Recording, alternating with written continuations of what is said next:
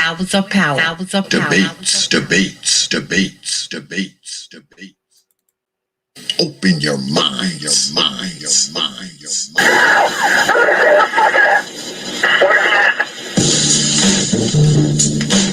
Hours of power. Hours of power.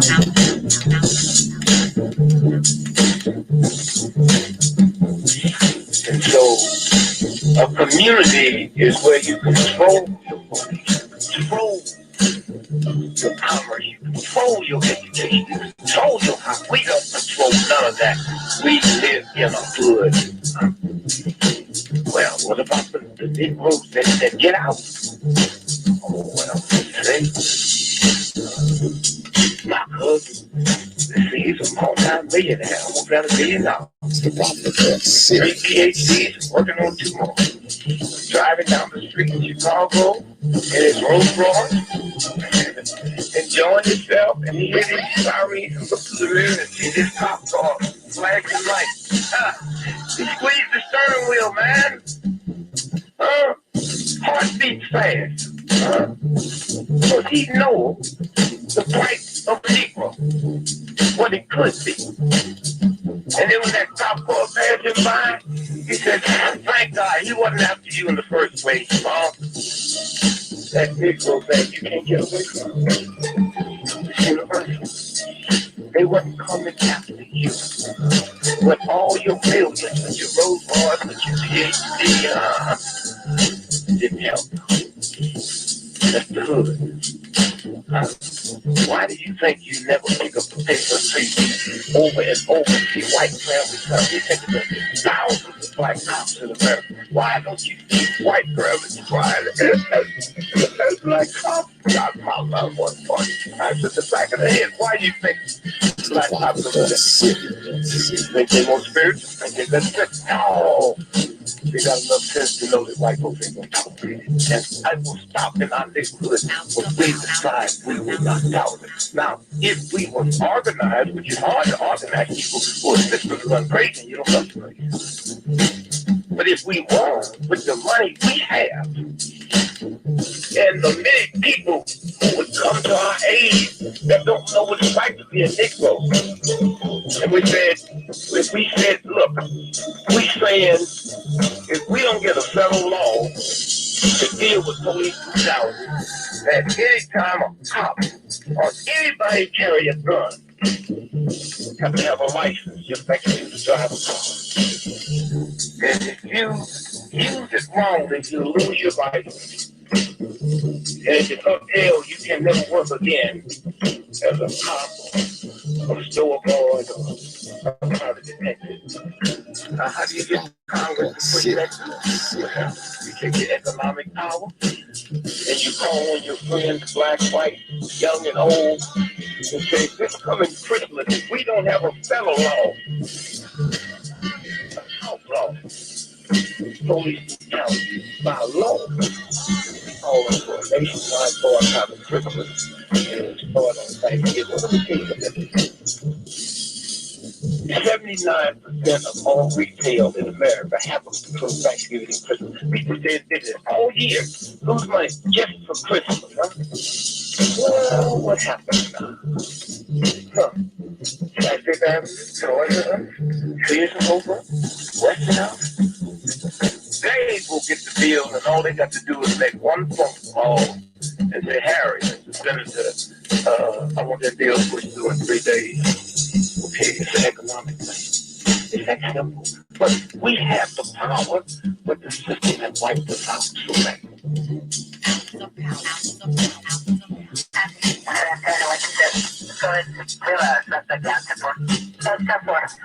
The officer's code for 166 shot.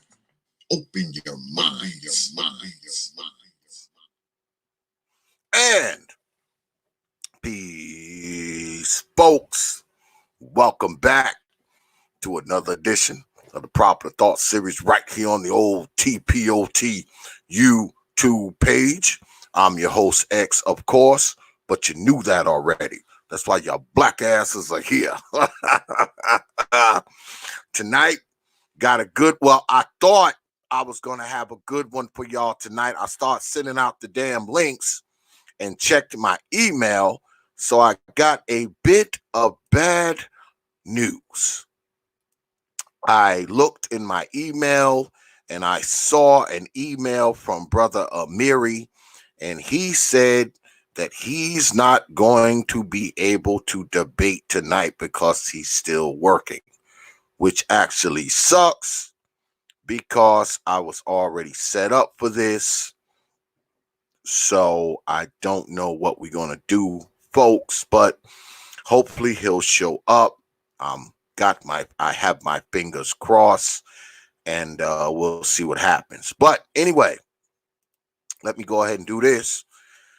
As always, I got to come on and I got to thank the good folks, you good folks over here for your subscriptions, man, your views, your shares, your likes, and of course, drop in your coins on this here platform. You don't have to do it, man. You don't have to show up here every week. You don't have to watch these damn streams, watch these videos, like them, share them, and you definitely don't have to drop your pennies, nickels, dimes, quarters, 50-cent pieces, and all of that on this platform, but you choose to do so. And for that, I'm humbled, I'm honored, I'm grateful, man, and I'm appreciative, man. I appreciate all the super chats. I appreciate the likes. I appreciate the cash apps. I appreciate what y'all drop on the PayPal, man. I just appreciate you good folks, man, for the way you support this platform, man. Y'all support this platform. It's magnificent, man, the way y'all support this platform, man. It's grown a lot over the last few years, man. And I know it's all because of you good folks. It's because of y'all, man. And I appreciate y'all, man. I do. I know I get up here and I talk shit to y'all and say all kinds of shit, and probably say shit about your old mama and shit like that. But I still appreciate you good folks, man. Once again, man, I'm appreciative. I'm humble, man. I'm honored, man. And I thank you. All right. All right. So tonight we were supposed to be debating whether or not women are the brother's greatest downfall. Um,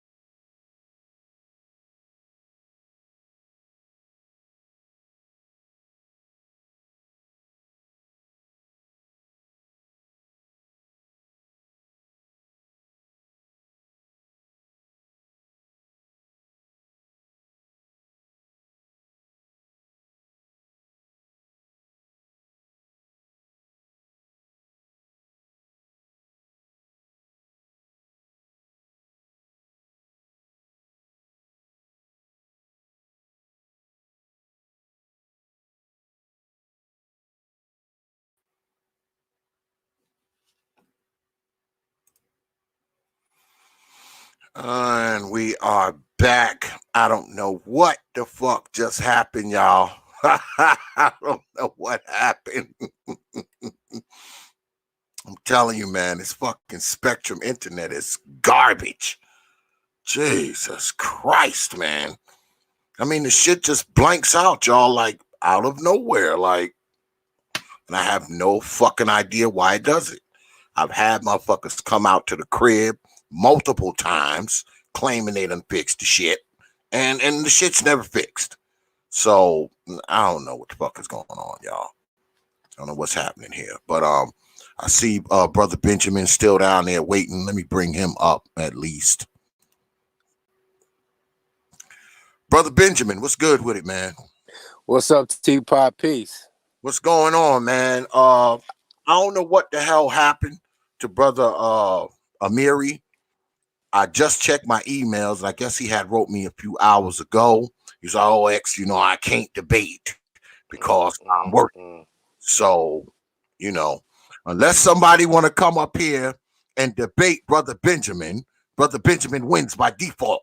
Wow, wow, wow. Wow, wow, wow.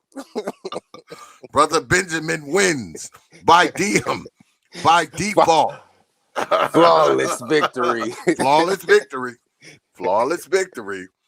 Now, if someone wants to come up here and challenge, because when one of my debaters don't show up, I'm always going to extend the invitation to somebody in the audience who might want to come up here and debate their stances if they disagree with brother Benjamin. So let me know what you want to do. Just to be Go clear, ahead. I am of the mind that yes, black women are our greatest downfall. So just keep that in mind. Y'all heard that, right? So for any brother or sister who's contemplating coming up here. Yeah. So well, fuck it. We'll do like we always do. So how you coping, man, with this COVID shit, brother Benjamin? Oh, it's easy. It's light work. I got my mother she just retired recently, but she's a nurse. So she had like homemade hand sanitizer, face mask that she took from the hospital and shit, and gloves and all the other stuff. So, it was nothing. Yeah, man. It was pretty. And I had my daughter like the week before last or whatever. So I was just quarantining with her, chilling, had some good quality time. But I'm in Kansas City. I'm in middle America, and it's really not like I hear a lot of people telling stories about how they're real strict on the lockdown in their part of the country. They're really not tripping here like that. At least part of town I'm in. Like we kind of just move however you want to move out here. Yeah, that's how it is here. They're thinking about lifting the restrictions. I mean, like everybody knows. I mean, what I do for a living, they haven't stopped us. They haven't stopped the blue collar guys from working. I mean, I'm still working. I ain't skipped a beat. But they got a lot of people not working, like barbers, salons, masseuses, shit like that. All that shit shuttered. I mean, they catch you with your shit open, they fine you $1,000. So. It's and I know a few people. I know a couple of brothers who own barbershops, man, and they shut down and shit. They might be opening. They talking about opening it back up May 1st. That's the talk. But they're also talking about they may extend it depending on what's going on. So, I mean, I don't know. It's kind of crazy. When I go out, I'm wearing the damn N95. High grade shit. This what I have on when I go out, y'all. I'm rocking this shit here when I go out. But see, this type of shit I've had anyway, because this is what I use these, when I do metal fabrication and sandblasting and shit like that and work with chemicals. I wear these anyway. So, I had some on deck. I ordered some more, so, I have, one, and my wifey, I have one, when she go out and shit like that.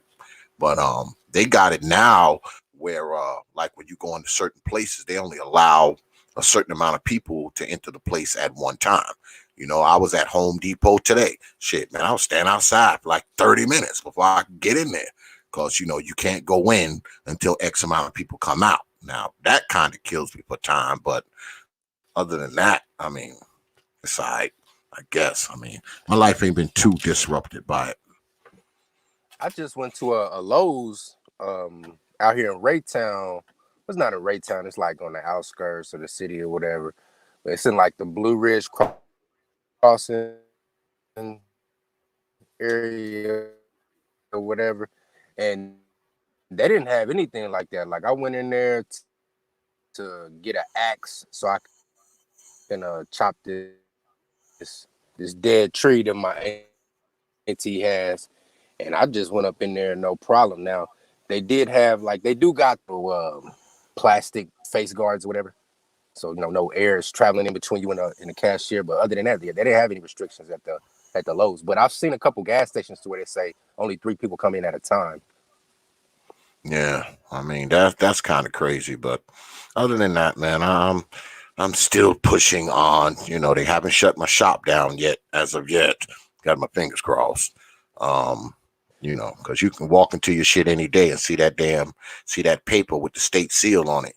Your shit is closed until X amount of date, but I haven't seen one of those yet. So I don't think I think they just gonna let us rock, man. Because like I said, the blue collar brothers, you still see them out there. You still see the plumbers and carpenters and construction guys. I mean, we still working. So they ain't snagged us as of yet. So fingers crossed, brother. Yeah, my biggest issue is some of these state jobs, like some of these state jobs where because I went out my daughter, I needed a copy of my daughter's birth certificate, and my daughter was born in the state of Kansas. Like she was born like on the Kansas side of Kansas City, so I had to go all the way to Topeka, which is the capital, probably like an hour west of Kansas City, to get her birth certificate. And they were closed, and I had to call them and had to go through a whole bunch of red tape. Yeah, I don't know. Yeah, It's it's like crazy, man. that right there is my biggest pet peeve.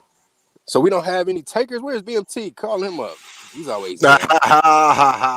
No one wants to come up here. Are y'all gonna let Brother Benjamin get a flawless victory up here, man? Is that what y'all gonna do? Y'all gonna let Brother Benjamin take this W without even having to fight? Is that what the crowd wants? Is that what y'all want? Because if no one shows up, Brother Benjamin wins by default. That's how it works. That's how it works. If anybody want to step up, come on. I know it's somebody out there. Who disagrees with Brother Benjamin. And I don't want to give up the goods, and start, talking about it, because he might be listening. So I don't want to go ahead and give up, my pieces on the board, and then he come back another day like, yeah, I want to debate him now that I got a greater idea of where he's coming from. Unless I debate somebody, no. I don't want to give him no goods. Well, this is what I'm gonna do. I'm gonna send out. Let me send out a couple emails, man. Let me see who out there. Let me see who's out there in the world. See if anybody want to jump on and take on Brother Benjamin. I can't believe I don't have no takers in my audience, man. That's weird. I usually can get somebody out the crowd. They're ready to jump up on the stage, But tonight it's different. Yeah, man. I didn't even because I just started sending out links, man, and then I went back in and checked my email, and I saw that he had wrote me saying that he wasn't gonna be here. I was like, damn, man, that's fucked up. Because see, if I'd have knew that, if I'd have checked, because he wrote me, I think it was like 4 o'clock, 5 o'clock when he wrote me. If I would have knew that, I would have got to work on finding somebody. You know what I'm saying? I'd have got right to work on it. But I don't know. What we're going to do is I'm going to send out a couple emails. That's what I'm going to do. Yeah, I took a nap. I went and got me some Chipotle for lunch. Took a nap. Energized for this one. Got my little notepad and whatnot. I was ready. See that? Brother Benjamin all amped up. Nobody wants to come up and take him on. You know? Oh, we got Ricardo Rodney. Oh, never mind. You don't know. Oh no. Yeah, he's on your side. Yeah, he's on your side. He's on your side. Send out.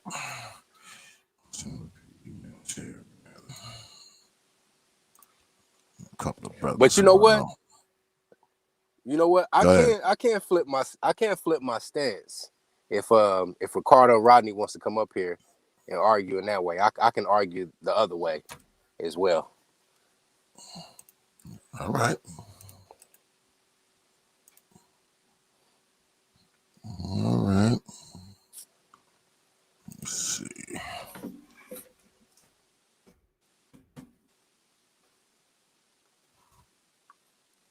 So what's up, Brother Ricardo? You want to come up here and debate Brother Benjamin? Yes, no, or anybody. Really, because I think, I think a lot of brothers here in this red pill space are gonna be by default on my side. So just to make it a little bit more easier on folks, if they want to take the side that I originally were going to argue in favor of, they can take that, and I'll take the side that Amiri was going to take. I heard that, right? Did y'all hear that? Did y'all hear it? No one wants to step up to the plate. And I know folks out in my audience ain't scared to get up here, man. I know they ain't. I know y'all ain't scared to get on up here and throw down.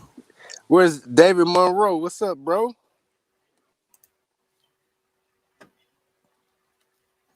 I know y'all ain't scared. Come up here and throw down. Come on. Come on up.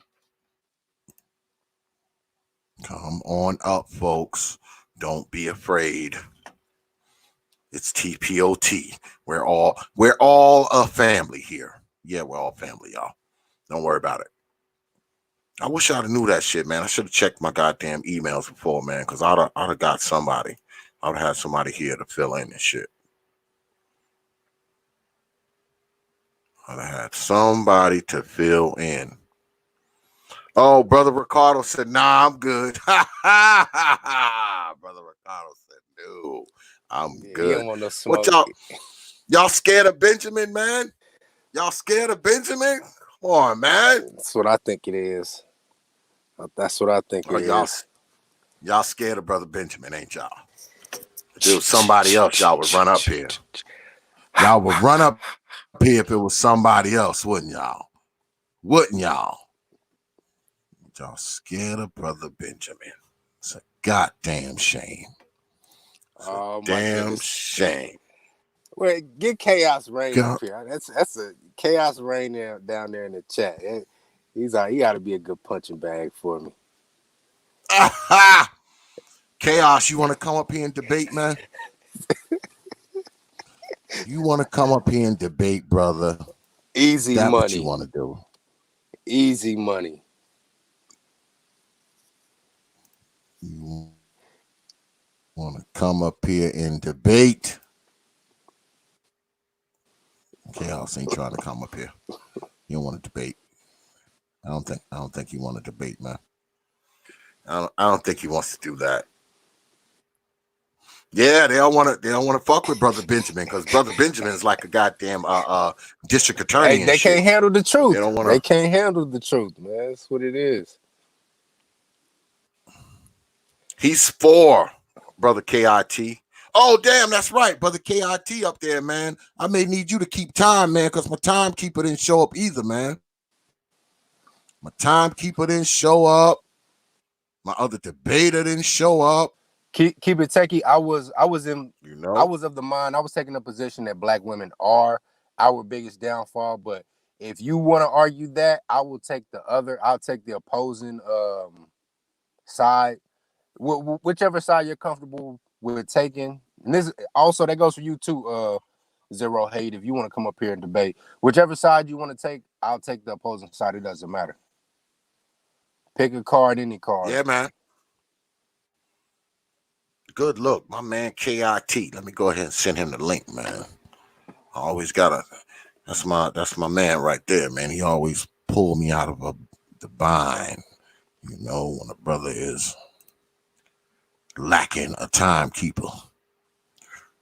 Go ahead and send my man K.I.T. the link.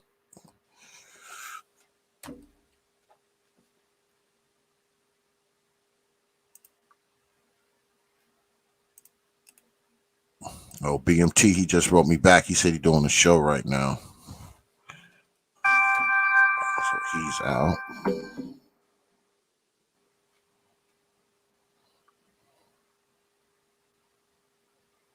Damn, somebody just hit the Cash App. We ain't even doing shit. Good look, man. I appreciate that, brother. I appreciate you hitting me on that Cash App, even though we don't got a show going really right now. I appreciate that, brother. I do. I appreciate that.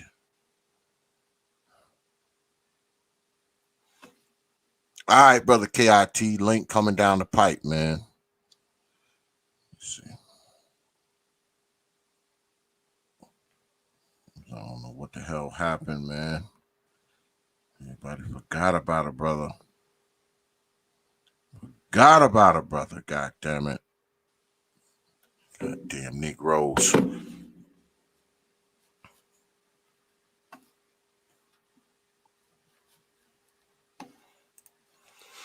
You got no takers. Go ahead. Go ahead. You got Grinch God, tongue tie. You got Grinch God P's email. Nah, I ain't got his I've been info. waiting to mix it up. I've been waiting to mix it up with that jive ass turkey. I sent out to about 3 folks. I'm waiting for them to hit me back. BMT said he's doing a show right now, so he can't come through.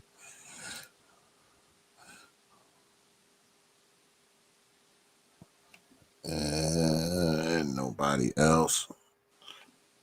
He's like, people like, oh, just talk about the topic. Well, I guess we can do that then, being that ain't nobody trying to come up here. Zero said he'll take it. Well, oh, you want to come up, Zero? Hey, I'll put the link in the chat. I'm about to do that. All right, make a couple more alterations to my my game plan here.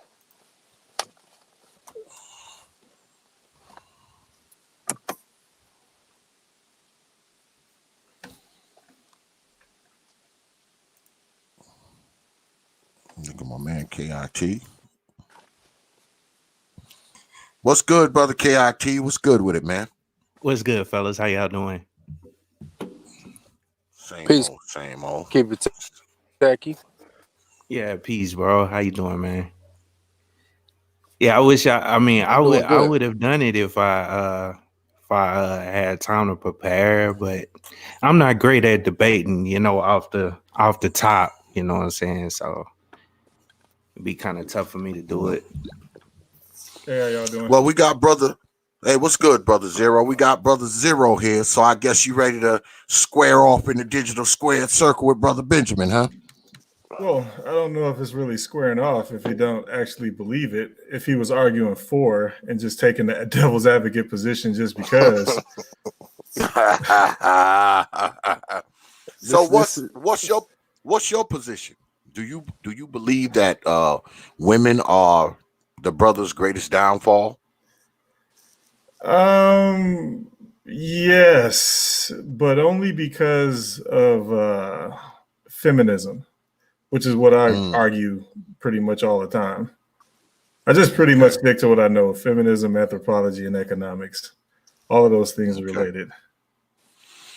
Well, if you and him believe the same thing, it's probably not don't make a lot of sense to debate. Well, Unless yeah, that's what Benjamin. I posted in the chat. I said arguing what you don't believe isn't really debating, but if he wants to oppose, I mean, if anybody wants to oppose, they can. It's not like I'm going to bash him or anything like that. Well, it's up to y'all, brothers. You know, it's up to y'all. I'm with it. I'm taking all takers on whatever side they want to do that. Okay, so you wanna, I guess you wanna argue that they're not. Mm-hmm. Okay, I guess we're gonna square it off then. Let's do it. All right. Everybody here already knows the rules, but let me explain them any goddamn way. We start off with 7-minute opening statements. Each debater will explain their premise and their opening argument, opening statement. Then after that, we go into a rebuttal round. The rebuttal rounds, each debater gets 5 minutes per rebuttal. We do that for a little while, and then we come back to something called rapid fire. Rapid fire, the brothers directly engaged, no clock. We do that for a little while, and then we come back and do closing statements. Then we take questions from the audience if the brothers have time for that. All right. So, Brother DeSouza says he's going to argue that women are not brother's greatest downfall, and Brother Zero is going to argue that they are. So, he will be the positive. Brother Benjamin would be the negative. Therefore, Brother Benjamin will be going first. Timekeeper, can I get 7 minutes on the clock, please?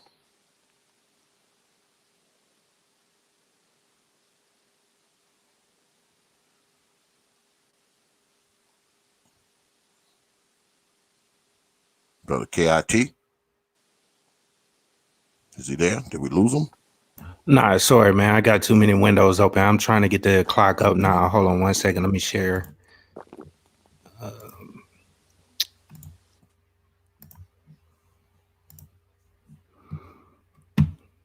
All right. So 7 minutes up there. We should be good to go. Let me know when y'all ready to start.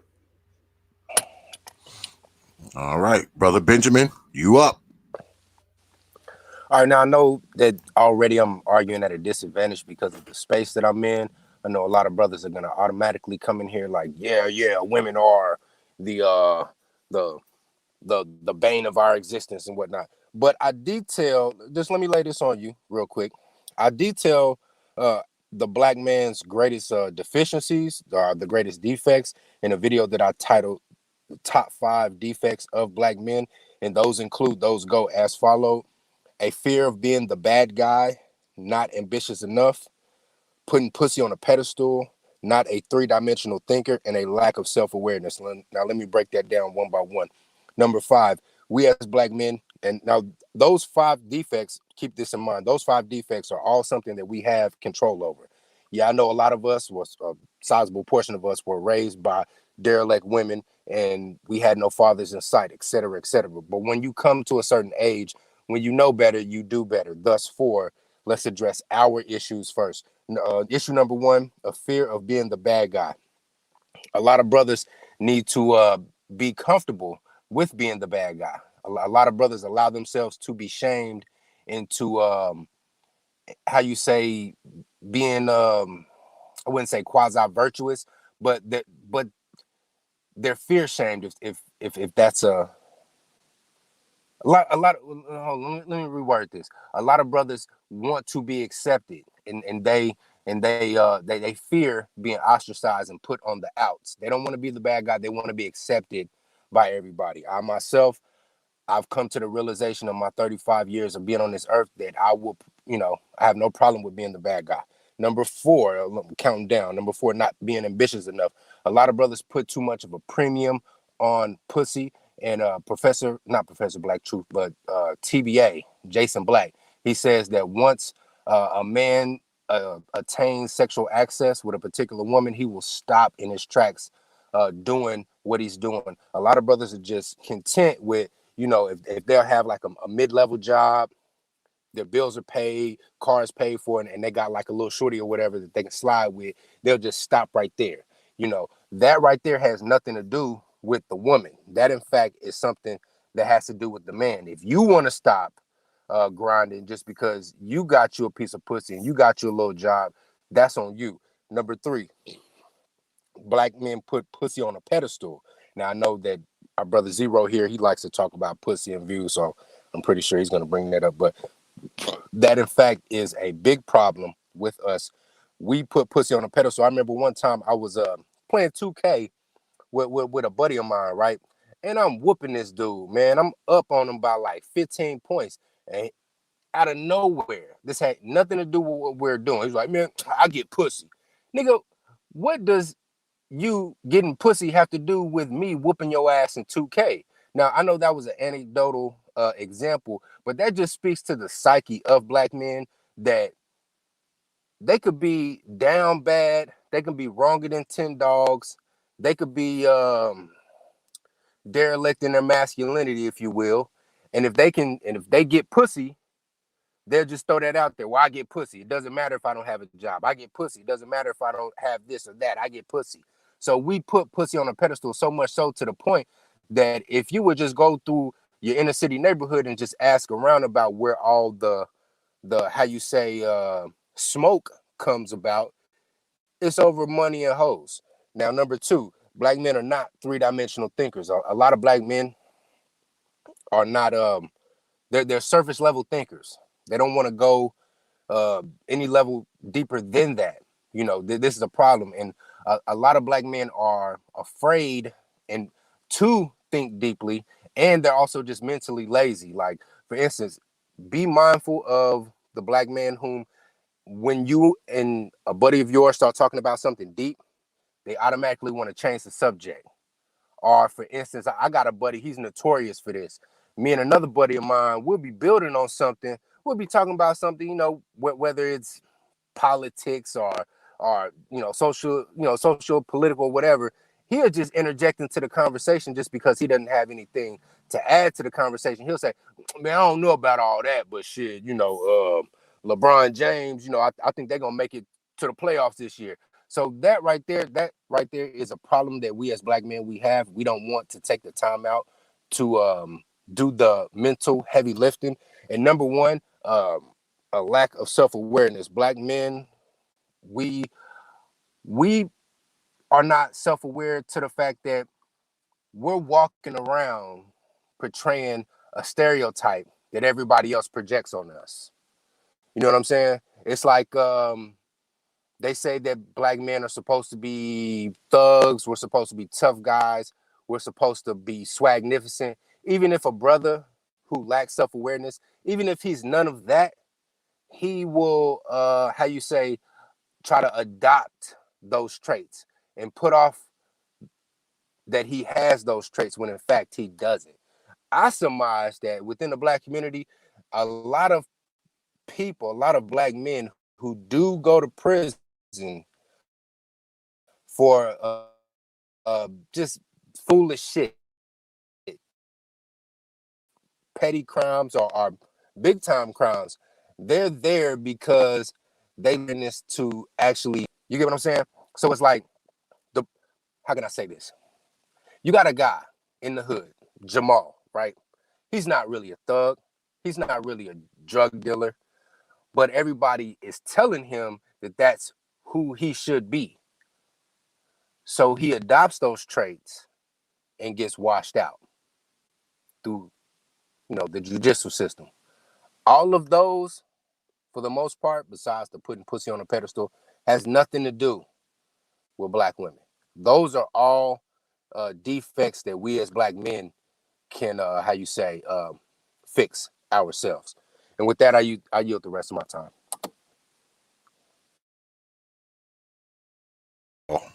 All right. Only like 10 seconds left. Timekeeper, can I get 7 minutes on the clock, please? Go ahead, brother. Okay, one second. Let me switch out this browser right fast. So I'm gonna stop sharing and then share my other one, because I know you probably don't want all these ads on your on your channel. 1 second. No, they could be on there if they paying me. If they're paying, they can be on there. God damn it. There you go. Right. So yeah, there we go. All right, Brother Zero, you up? Okay, well, I haven't found anything I actually disagree with, which is why I said that, arguing the contrary probably isn't the best idea for Benjamin, because I don't think he believes that. I think he believes what he came here to argue for. So I agree with everything he said. Fear of being a bad guy. I mean, that's equivalent to being a cuck, not being ambitious enough, or when dudes actually acquire sex and money, they just pretty much stop trying to gain real power, which is, acquiring generational wealth, like owning a business that they can pass down to their family, stuff like that. Putting pussy on a pedestal, that's another equivalent of cuckery. It's just what it is. The non-dimensional thinking, that's pretty much like his third and fourth point are kind of the same thing. When dudes don't think past their immediate needs or think deeply into anything. I've been having this problem where people actually change the subject if they don't want to talk about it. Like, feminism is our biggest issue, and everybody seems to be ignoring it. It's actually why the manosphere even exists. The manosphere, MGTOW, SYSBM, all of this shit, even pro-black is a result or a response to feminism. That's all it is. If feminism didn't exist, none of these other movements would exist because they have no reason to exist. You don't have to try and gain male power if you already have it. So yeah, the one he's talking about, lack of self-awareness, that's the same thing as solipsism, for like when women basically play into all of the stereotypes that they have. Like we play into the swag, toughness, and machismo and all the other shit. His last point basically is just a rejection of success culture as white people shit. That's all it is. And then we glamorize anti-culture. But anti-culture does breed like a lot of our artistic stuff. So like hip hop basically is American culture now. So it's not all bad, but at the same time, it's one of those things where we do have to kind of find a balance between success culture and anti-culture and just, live off of that. But as far as like touching on what I argue about, I just go over the highlights. It's women are a downfall because of really one thing. Once they got power equal to men, they just, basically bring down countries. They've done it throughout history. It's not anything new. This is not a new thing. So once you give women the same power as men, but none of the responsibility that men have, because men have the responsibility to maintain society and women don't. We all see this, or else we wouldn't have laws like alimony, for example. Not child support. I'm separating child support from alimony. We wouldn't have a law like alimony if men weren't responsible for society. We're responsible for women and the maintenance of society itself. So anyway, to quickly go over what happened, basically a bunch of cucks gave women the right to vote. And since our society is controlled by the vote, they were able to amass and accumulate a ridiculous amount of power over the last 100 plus years. And that with that power, they use that power to basically vote themselves any program that was beneficial to anyone else. So basically they voted those programs to them, kept the money from those programs, built and used that money to buy politicians and votes in order to accumulate more money. It's basically a cycle. So over the last 100 years, they've been able to accumulate a vast amount of wealth and power, financial and political and whatever else you have. And they use that power to keep creating laws that benefit them at the expense of men. I can go over those when I have the next time, but just to summarize, this is exactly what happened. The second they got the vote, they became the largest voter base just by gender. Just by gender alone, they're 52%. For the men that gave them the right to vote in the first place and all the people that vote in favor of women's issues, they're 80% of the vote. So typically when I argue this shit, it's like we can have a real serious conversation about this shit as soon as you can get past that vote. If you can't get past the vote, it's pretty much a non-starter as far as like women being the downfall of men, because if you can't get past the vote, we don't have anything to talk about.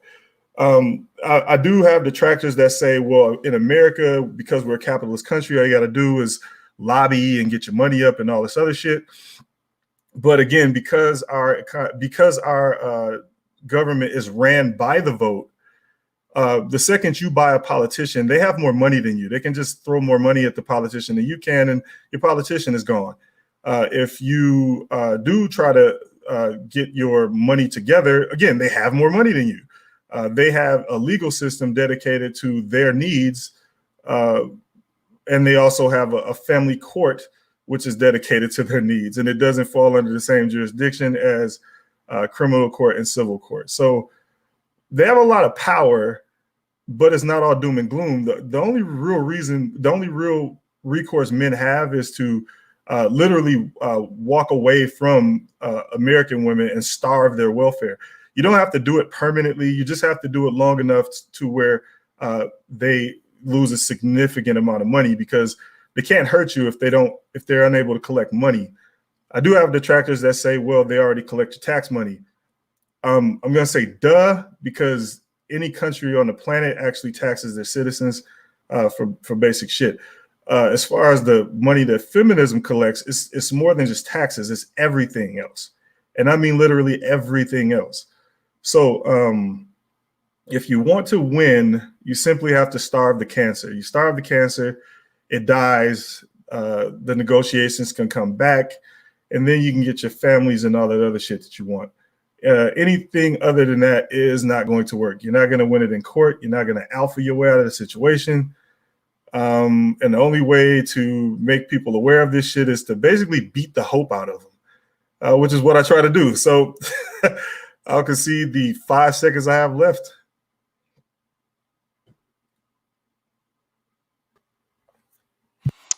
All right. Now we go into our rebuttal rounds. Timekeeper, can I get 5 minutes on the clock, please?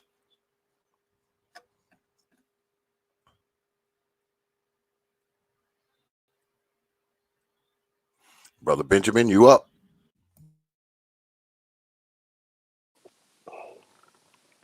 All right, Zero said that the number one impediment to men, black men in particular, is feminism.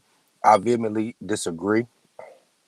Now, this is sort of anecdotal, but you can just peruse your social media, right? And you'll see statuses and whatnot posted about brothers who lust after baby mothers, right? So follow me here. These women who are so gun-ho, they're so cavalier to destroy a relationship with their child's father and go after other men. They're so cavalier in doing so because they know that they have a plethora of fallback men. They have a plethora of men that'll give them a safe place to land. That right there is not a female issue. That is a man issue. Is as the old adage goes, motherfuckers will do what motherfuckers allow. So if a lot of brothers would just stop, think about this. If you had a baby mother, would you want your baby mother to just up and leave you at the drop of a hat and have some suck-ale ass buster give her a safe place to land where she can easily leave you and have another penis to hop on the next day? Of course you wouldn't. So if we as black men will stop giving any play to any single mother, that right there will stop a lot of this gun-ho cavalier behavior of women who want to go into destroyer mode and just blow the relationship up. That's not a woman issue. That's a man issue. If we can all agree that women are essentially grown children, they're gonna do what you allow them to do. We as men, we have to put up barriers and parameters and safeguards against them and against their bad behavior. They can vote all they want to. They can get in there at the tune of they're the 52% of the voter block. They can get in there and vote all one way all they want to. if men are simply not just, and I do agree because he said, you know, you got to starve the beast or whatever. But if we just don't, how you say, engage them, if we don't play with them, then there's no game to be played.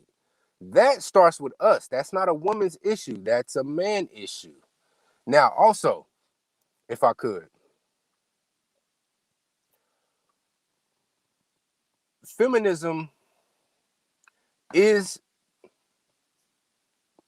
a, how you say, a cancer. I don't like to use that word, but I'll use it anyway. Feminism is a cancer. But if we as men can just sit down and come to this realization that we're the ones who are going to set the tone. He calls it alpha in your way out of it. I don't. I just call it pacing, setting the pace. If we were just to set the pace, that right there will go a long way within black men, black women relations. What do I mean by setting the pace? If we as men, like I said before, about not giving these women a safe place to land, if we were to come out and tell them what our expectations are, what we're exactly looking for, then we'll go a lot farther. It's like a lot of brothers talk about how these women are engaging in finesse culture, but they don't speak about how they themselves are perpetuating and engaging in finesse culture themselves. That falls on us. If they're gonna play stupid games and we're gonna play with them, we can't get mad when the game plays us. So we have to set the pace. We have to come out all in unison and tell them, this is our expectations. These are the rules that we're playing by. We're not going to play by those rules. We're playing by this rule. And with that, I'll yield the rest of my time.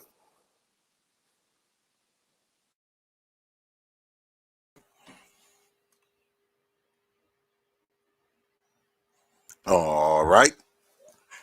Timekeeper, can I get 5 minutes on the clock, please? Brother Zero, you up. All right. Well, I don't think he's really disagreeing so much with me at all because for the most part, everything he's stating is possible because of feminism. So the reason they don't need men and the reason why men acquiesce so hard is because the men who acquiesce are the ones that gave them the power in the first place. I don't expect the majority of men to actually take this position. It's just not going to happen, or else they wouldn't have as much power as they do now anyway. The reason they don't need men and the reason why they have safe landing zones is because they get free money, so they don't need you. Their dating choices come from majority, non-productive people who basically are doing what you stated above, which is fear of being the bad guy and putting pussy on a pedestal. That is really the majority of where their power comes from. As far as like the anecdote, I mean, it's not really an anecdote. I mean, the majority of men in the U.S. actually, majority of non-productive men in the U.S. are actually doing this. I mean, or else single mothers wouldn't have dude after dude after dude after dude. So, so I don't really see much disagreement. The reason why these men are options in the first place is because they're starved out of the market. So it's more reinforcing of my point here. So one of the things that's new as far as like feminism goes, and that's like fourth wave, one of the fifth wave is social media basically made everything more imbalanced, even more imbalanced, because it's gotten to the point where even celebrity men are sleeping with regular women, which further reduces the average guy's choice in dating and mating. What little choice he had in the first place, because again, feminism gives women free money and free powers with no responsibility. So to them, they don't need you. And they actually don't, because they have men collectively as a government taking care of them. So they have no reason to submit to you. And actually, no human being is actually going to submit their sovereignty to another human being, male or female. It's just not going to happen. You have to subjugate. And whatever other words you want to use for subjugation, like when men say find a cultured woman just means she's subjugated. It's not a bad word. It's not a malicious word. The word is what it is. It's just a definition. So if you call a woman cultured, it just means she's subjugated. It's the only way to get a woman to submit if she's been cultured to do so, or subjugated. And women in America are the complete opposite of subjugated because, again, they have all the power. As far as me talking about the vote so much, it's because our country is ran by the vote.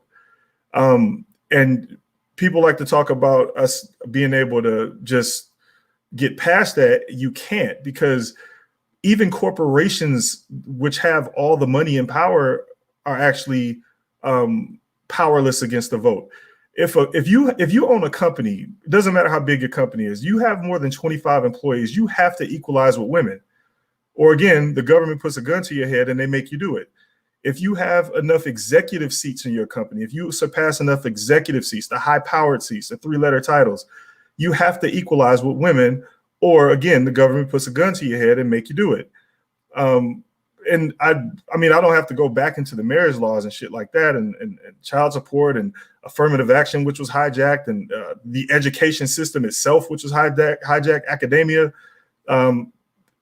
even the medical field, women with career abandonment, the military force, basically having soldiers get married so they can get stuck in the military for 18 years, stuff like that. I mean, there is a long list of power that I couldn't really go over in 5 minutes. So if you can't get past the vote, once again, there's just nothing you can do really other than walk away. And I agree with you. The men are the ones that are doing this. They're giving the women the power. They gave them the right to vote in the first place, and they're not walking away. But you don't need all of them. You just need 8 to 10% of successful men to walk away. You don't need the vast majority of men. You just need the successful ones, 8 to 10%, and not the 1% of the successful ones either, the average. And that's it.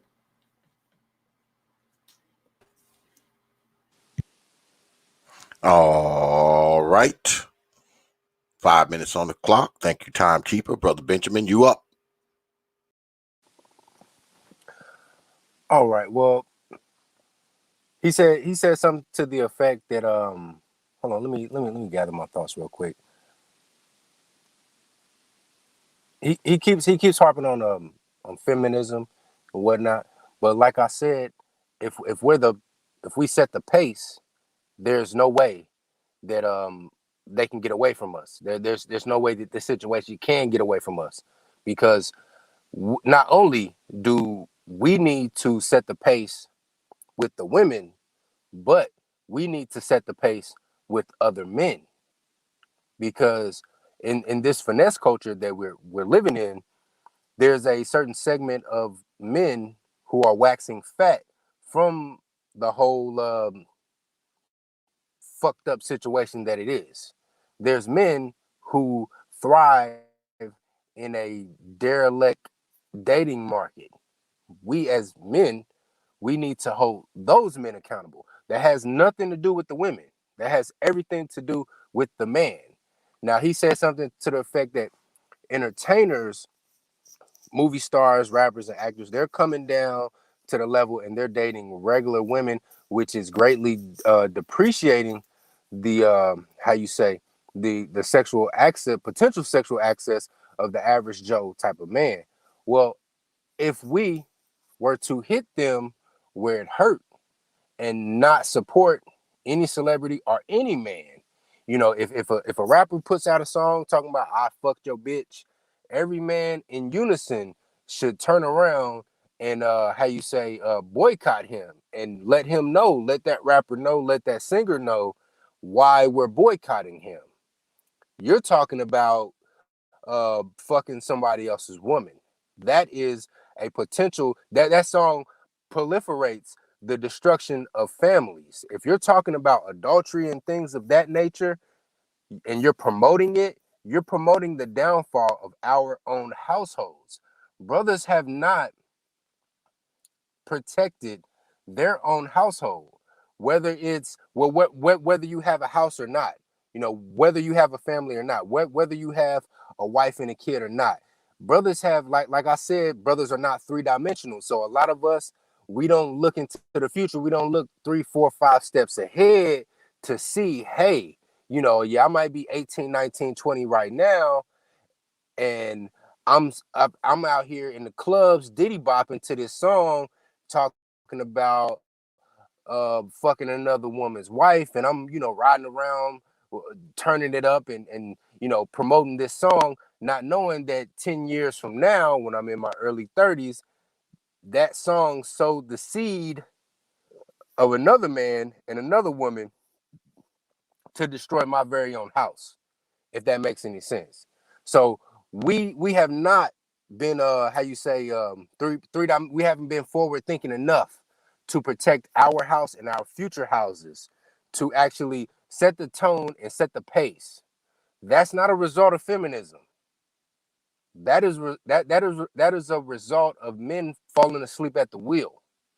We need to take charge of this. They can vote all they want to, but like I said before, if we tell them what we're going to accept and what we're not going to accept, he says that feminism, a result of feminism, feminism has resulted in women having all the power and all the money. I vehemently disagree, seeing that the average black woman today has a net worth of $5. I don't see where all this money is coming from. I said this before and I'll say this again: a child support check does not replace a man. A woman can put a man on child support. That's not going to replace that man that's gone. She's going to use that child support to punish that man, to take her pound of flesh out of that man, but it does not replace that man. The man is gone, and all of his essence is gone. So once we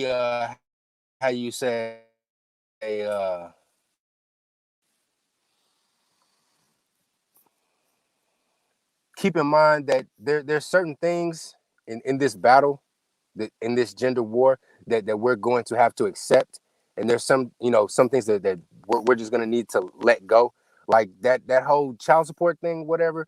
Certain things that we're not going to be able to climb that mountain, like That's certain time, legislation bro. type of things. Like That's time. That's time, okay, Brother Benjamin. that's time. Gotcha. All right. 5 minutes on the clock. Brother Zero, you up. I agree with some of that. Okay, so as far as where the money comes from, I mean, especially with like the $5 wealth, this is a big picture issue. The money is in all of their institutions. For instance, Duluth model, which assumes that all men are aggressors and women are victims. So it makes prenups invalid when you in any marriage. Literally, people who think they can escape this, they're foolhardy. Because of the following of the Duluth model, it's not being followed legally because it's been ruled. I think it's been ruled unconstitutional. I don't remember, but either way, it is assumed that the woman is always the victim and the man is always the aggressor. So when you go into court, the prenup is already invalid because it's assumed to be signed under duress. So there's money in that. There's money in the family court where they assign the kids and marital assets to the woman 90% of the time. Southern Poverty Law Center, which has basically been co-opted by feminism and gives them free lawyers all over the United States. The kickback to Social Security from even the smallest amount of child support, which all adds up. Alimony, lawsuits, corporate job assignment, where you have to assign women to power seats if you have more than the required amount. You have to equalize. Educational hijacking, where women almost always get preferred treatment when it comes to grants and loans. This is why they're now the most educated gender and all this other shit. So we're not really disagreeing on a lot of stuff except for what you call setting the pace, which is what I call alphaing. When men cannot set the pace with women, you're right. We can only set the pace with each other, which is what I'm saying. Setting the pace is getting men to walk away. You can't really you don't have a fight. You don't have a fight legally. You just don't. You don't have a fight monetarily. The only thing you can do is walk away, because you cannot fight them in a head-up battle. It's like running into bullets. So as far as like rejection of the arts, it's like when men make these songs that degrade women and shit, you're not going to be able to solve it that way, because women are still going to support them, because they've always supported them. This is why rappers and shit always cater to women. And this won't accomplish anything but making you stand out as quote unquote a hater, even though you're not. I'm just saying, this is why I said quote unquote. So as far as like the other shit, women are gonna basically do whatever they want, because they have no incentive to do anything quote unquote the right way. Like, where's your leverage? Where's your power? If you don't have that, they have no incentive. It's just, I mean, without any leverage, you really can't tell them to do anything. And telling women what will accept and will not accept, that's alpha shit. You can't alpha your way out of this situation. So the only thing you can do, I agree, we men have to hold other men accountable. We have to, but at the same time, we have to know where our battle is. We can't hold each other accountable and say, hey man, go run into these bullets. It doesn't work that way. Again, as far as like what I'm talking about, it's big picture. We can't fight these small battles without having an overall plan. The overall plan is to starve their welfare. Then you can focus on the smaller battles, which is like walking away. And if you don't want to walk away, you can practice shit like when dudes say pump and dump. I get it. The term is demeaning and all of that other shit. But if you're going to be out here having sex with women, strap the fuck up, do everything you can to protect yourself.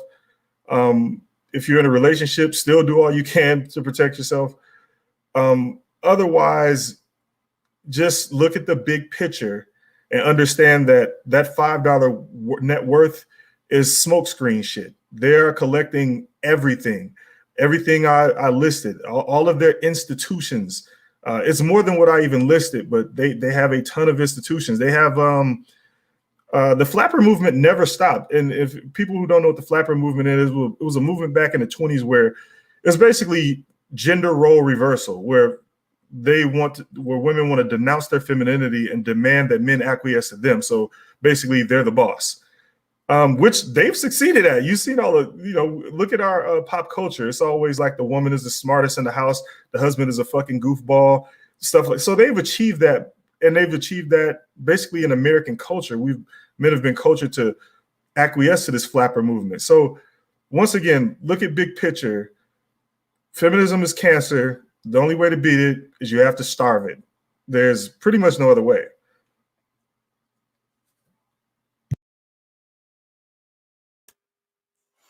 All right. We're going to do one more rebuttal round, then we're going to take a little break, then we're going to come back and do rapid fire. All right, brothers. We got 5 minutes on the clock. Brother Benjamin, you up.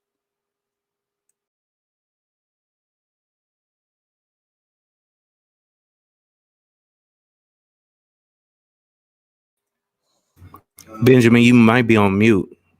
Yeah, I think you muted, Brother Benjamin. All right. Yeah, I can hear you now. Okay. All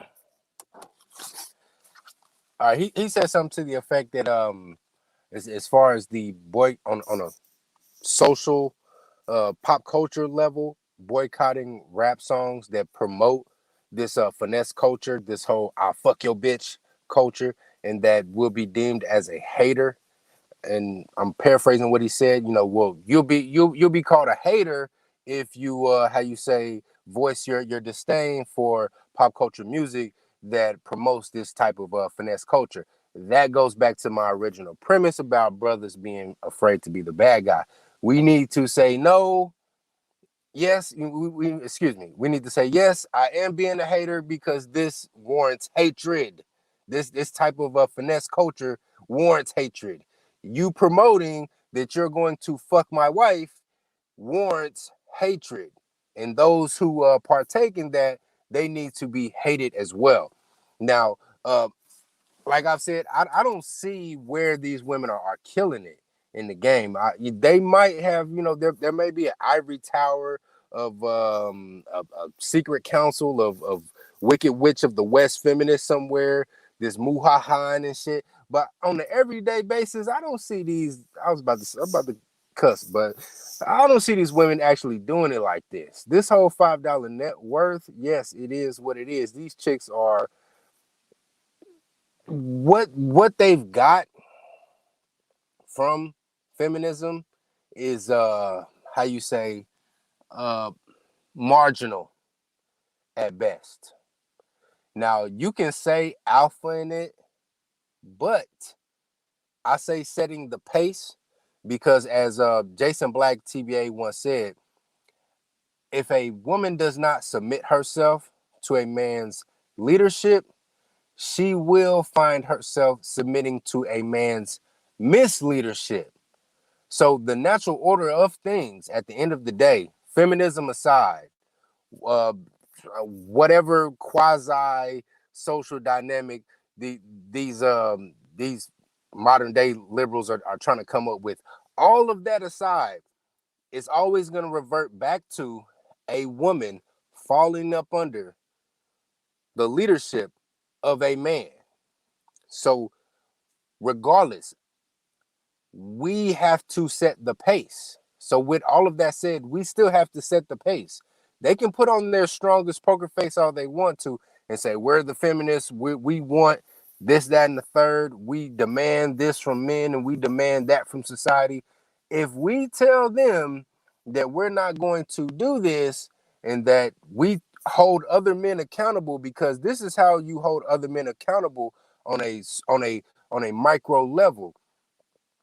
Men who don't hold the line as far as how you say solid family, solid communal structure, you blacklist them. If there's a man who breaks the line as far as the solid family structure is concerned, you don't do business with him. You don't invite him he's not invited to the barbecue. His kids don't play with your kids. That has nothing to do with women. That has everything to do with men. We as men, legislation, the whole legislative piece aside, we as men, we need to deal harshly with other men. These women are just they're pawns. They're listen. These women are not as strong and powerful as some people here in the manosphere would lead you to believe. It's really a big ass bluff. And us as men, once we realize that, once we come to that understanding, we need to hold them to account, and we need to hold other men who want to give these women a safe place to land an account. And with that, I use the rest of my time. All right. Do you want that extra are you seating that what was that, 27 seconds? Are you seating that to Brother Zero? No, I'm not seeing that. I don't need it. All right. 5 minutes on the clock. Brother Zero, you up. Okay. So I really don't know how I can really express just how much power feminism has. The only thing I can really tell you, man, is you'd either have to research it or something, or watch my video. I've been studying this shit all my life, actually. I mean, I'm a student of anthropology and economics. And this is an anthropological issue and it's an economics issue, nothing more. All of our institutions are based on the sexual reproductive dynamic. And basically that is men agreeing to not kill each other in exchange for fair access to sex and family. That contract was broken by men who thought it was a good idea to use capitalism to monetize women, which gave them ultimate power. So now we're Rome. And you know what the saying goes, when in Rome, we'll do what the Romans do and collapse unless we do what they didn't do. So I figured you were going to focus on that hater comment. And I did say verbatim, even though it's not true. So yeah, it's not true that you're a hater, but it just is what it is. So to reiterate how powerful feminism is, if you cannot get past that vote, which is 80% of the vote, you will not be able to accomplish anything meaningful. MRAs have already tried. So in a nutshell, what feminism does is it expands the welfare state. And the welfare state is the equivalent of socialism, communism, however you want to call it. It's all the same thing. Socialism and communism is the same thing. Having a welfare state is the same thing. So no country has ever survived communism or socialism ever in the history of the world, ever. Socialism has killed more than 200 million people in history. So we've actually seen examples of this in modern times. When Greece went broke, you had women who did the same thing we're doing in America when they got power. And these women had all of these good jobs and all that shit. But when they ran out of money, they had to look to men, and they started prostituting for canned goods and the country went broke because women had power. Same thing happened in Venezuela. Like wherever shit had happened in Russia in the 80s, 90s. Yeah. So you can't, your country will not survive feminism, i.e. socialism, i.e. communism. It just won't. Once you give women the same power as men, you break the contract between men and women. You have no leverage. They run rampant. They create a giant welfare state, spend up all the money. When your country runs out of money, no one can get paid for goods and services. People starve. People can't do anything, and that's when the killing starts. So unless we don't want to end up like all of these countries that it's happened repeatedly throughout history, and we actually have two recent examples of this happening in living memory. In living memory, you've been alive long enough to see this. So if we can't look at these examples and understand just how powerful feminism is, I don't really know what to tell you. It is what it is, man. You all you have to do is look at it. What I'm saying is absolute fact. All you have to do is look at it. Our laws are built on the people who create the laws, and the people who create the laws are the ones being bought and paid for by feminism. And how are they able to do that? Well, they have the numbers. Because they have the numbers, they can do whatever they want. That's just the way that works. That's for any country. If they have the numbers, they can do whatever they want. 100 versus 1 is not a fair fight. 100 versus 10 is not a fair fight. I don't care what kind of shield you got. So, I mean, to be honest, if you look back at World War II, that's how we won. There was a German general that even said we had better technology than the Americans. One of our tanks could beat 4 of their tanks. The problem is the Americans built 5. See, things like that should let you know that numbers matter, and we are significantly outnumbered when it comes to the acquisition of power in the United States. So if we can't look at these examples all around the world and all throughout history and just take note and understand what we're up against, I don't really know what I can tell you. Because again, we're not getting out of this any other way. You got to walk away. And that's all I got. All right. That's going to complete the rebuttal round. I appreciate everybody sticking around, man. I know a lot of y'all came here. To see Brother Benjamin, but I know some of y'all came here to see Brother Amiri. Amiri did hit me up. In his defense, he did hit me up and he told me, X, I got to work. I just didn't read the damn emails in time. I would have set something up. But Brother Zero jumped in and stood in for Brother Amiri. I appreciate that. We got a pretty good debate going here, folks. I appreciate y'all sticking around. We're going to take a short break, maybe 5 minutes, so I can go get me some of this good old freaking tea that my wife is making up in there. And we will be back on the other side of the break. We coming back with rapid fire. I know that's what y'all like to see, where the brothers go mano y mano with no clock. So I will see you good folks on the other side of this break.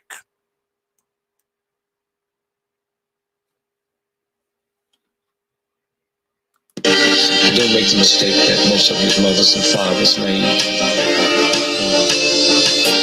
When I wake up in the morning, my prayer is not thank God I woke up, the Ku Klux Klan woke up this morning. The drug pushers woke up this morning. I thank God that I made another 24 hours in the most vicious, nasty, hateful, insane nation that's ever existed with my wits, without hating, without being bitter, without being mean. And I thank God that I survived 24 hours in that type of atmosphere, with the type of amusement and friendliness. And so I would say to young folks, don't be in a state of denial of the racism and sexism. But don't let that block you. Don't teach your children that you have to be twice as good as a white. That's a awful thing to teach them. That's like saying before white America has a right to change your dollar for 94 cents. But we used to get 50 cents, and before that we used to get nothing. Young folks have to say, we don't want more change for $1. See, we want a full dollar's change for $1, or this cash register will never ring again. Yes. I would also like for young blacks to understand that about 83% of our employment happen in small businesses. And if you don't have a small business, then you have nobody to work for you. And I would say to young blacks, get into entrepreneurship. We will never catch up with white America until we get into business, because there's a thing called tax write-offs. And if you have a job and come together, 10 of you, and open up a corporation and have somebody run it, you hire somebody to run it, but you have tax write-offs. 98% of people who fly first class on airplanes would not be there if that wasn't a write-off. And yet, on that first class, they gave away last year $800 million, almost $1 billion of free whiskey. But if a welfare mother asked for some apple juice for the baby, she's laughed at. And so I would say entrepreneurship, and then understand that we will never survive as a group until we get into communities and not neighborhoods. A community is I control the police, the banks, the schools, the firefighters, and I control the flow of the money. And I have no problem when I go in a Jewish neighborhood and the shop owners are Jewish, and I go into an Italian neighborhood and the shop owners are Italian. I have a problem when I come in a black neighborhood and the shop owners is not me. A Korean has a right to come in and buy my shop for $30 million more than it's worth. That's good business. But if we decide that we're not going to do business with that boy, then he'll have to sell his life or himself back to a black person for $1 million. And then the money circulates, and that's how you change. We've been so busy dealing with the hurt and the pain and the misery and glamorizing a handful that have made it, that we have never really looked at, like they say, your role model. If you haven't got a role model in your house, you should fall on your knees and pray to God, because something is wrong. Yes. And so I would say to young folks, it's not about alcohol, but it's hard for me to say that to you when a 5-year-old got to reach past mama's beer and papa's wine to get some mayonnaise. I would also say to young folks that the number one drug that will wipe you out is not cocaine, it's not heroin, it's marijuana. And they deliberately make that a recreation drug, but it stays in the muscles, it stays in the blood, and it will wipe out your memory bank. And also, this is the first time in the history of TB that TB has always been known as poor folks. It's the first time that TB is not running rampant in the ghetto. It's running rampant in middle-income white America because it's the marijuana fuckers free, and that's no accident. And so I would just say to young folks, you have to reevaluate everything you've been taught. I would say to the black folks that just because a black person is 90 years old don't mean they have wisdom, and you need to listen to them, because if you was dumb and stupid when you was 9, you dumb and stupid when you 90.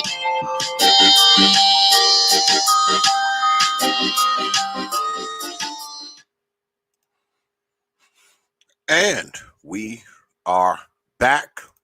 Now we going into the rapid fire round. Y'all know what that is, where the brothers go ahead, mano y mano, no clock, no timekeeper. They just let loose. So we left off with brother Zero. So, brother Benjamin, you are up. Brothers, pull the trigger. Rapid fire.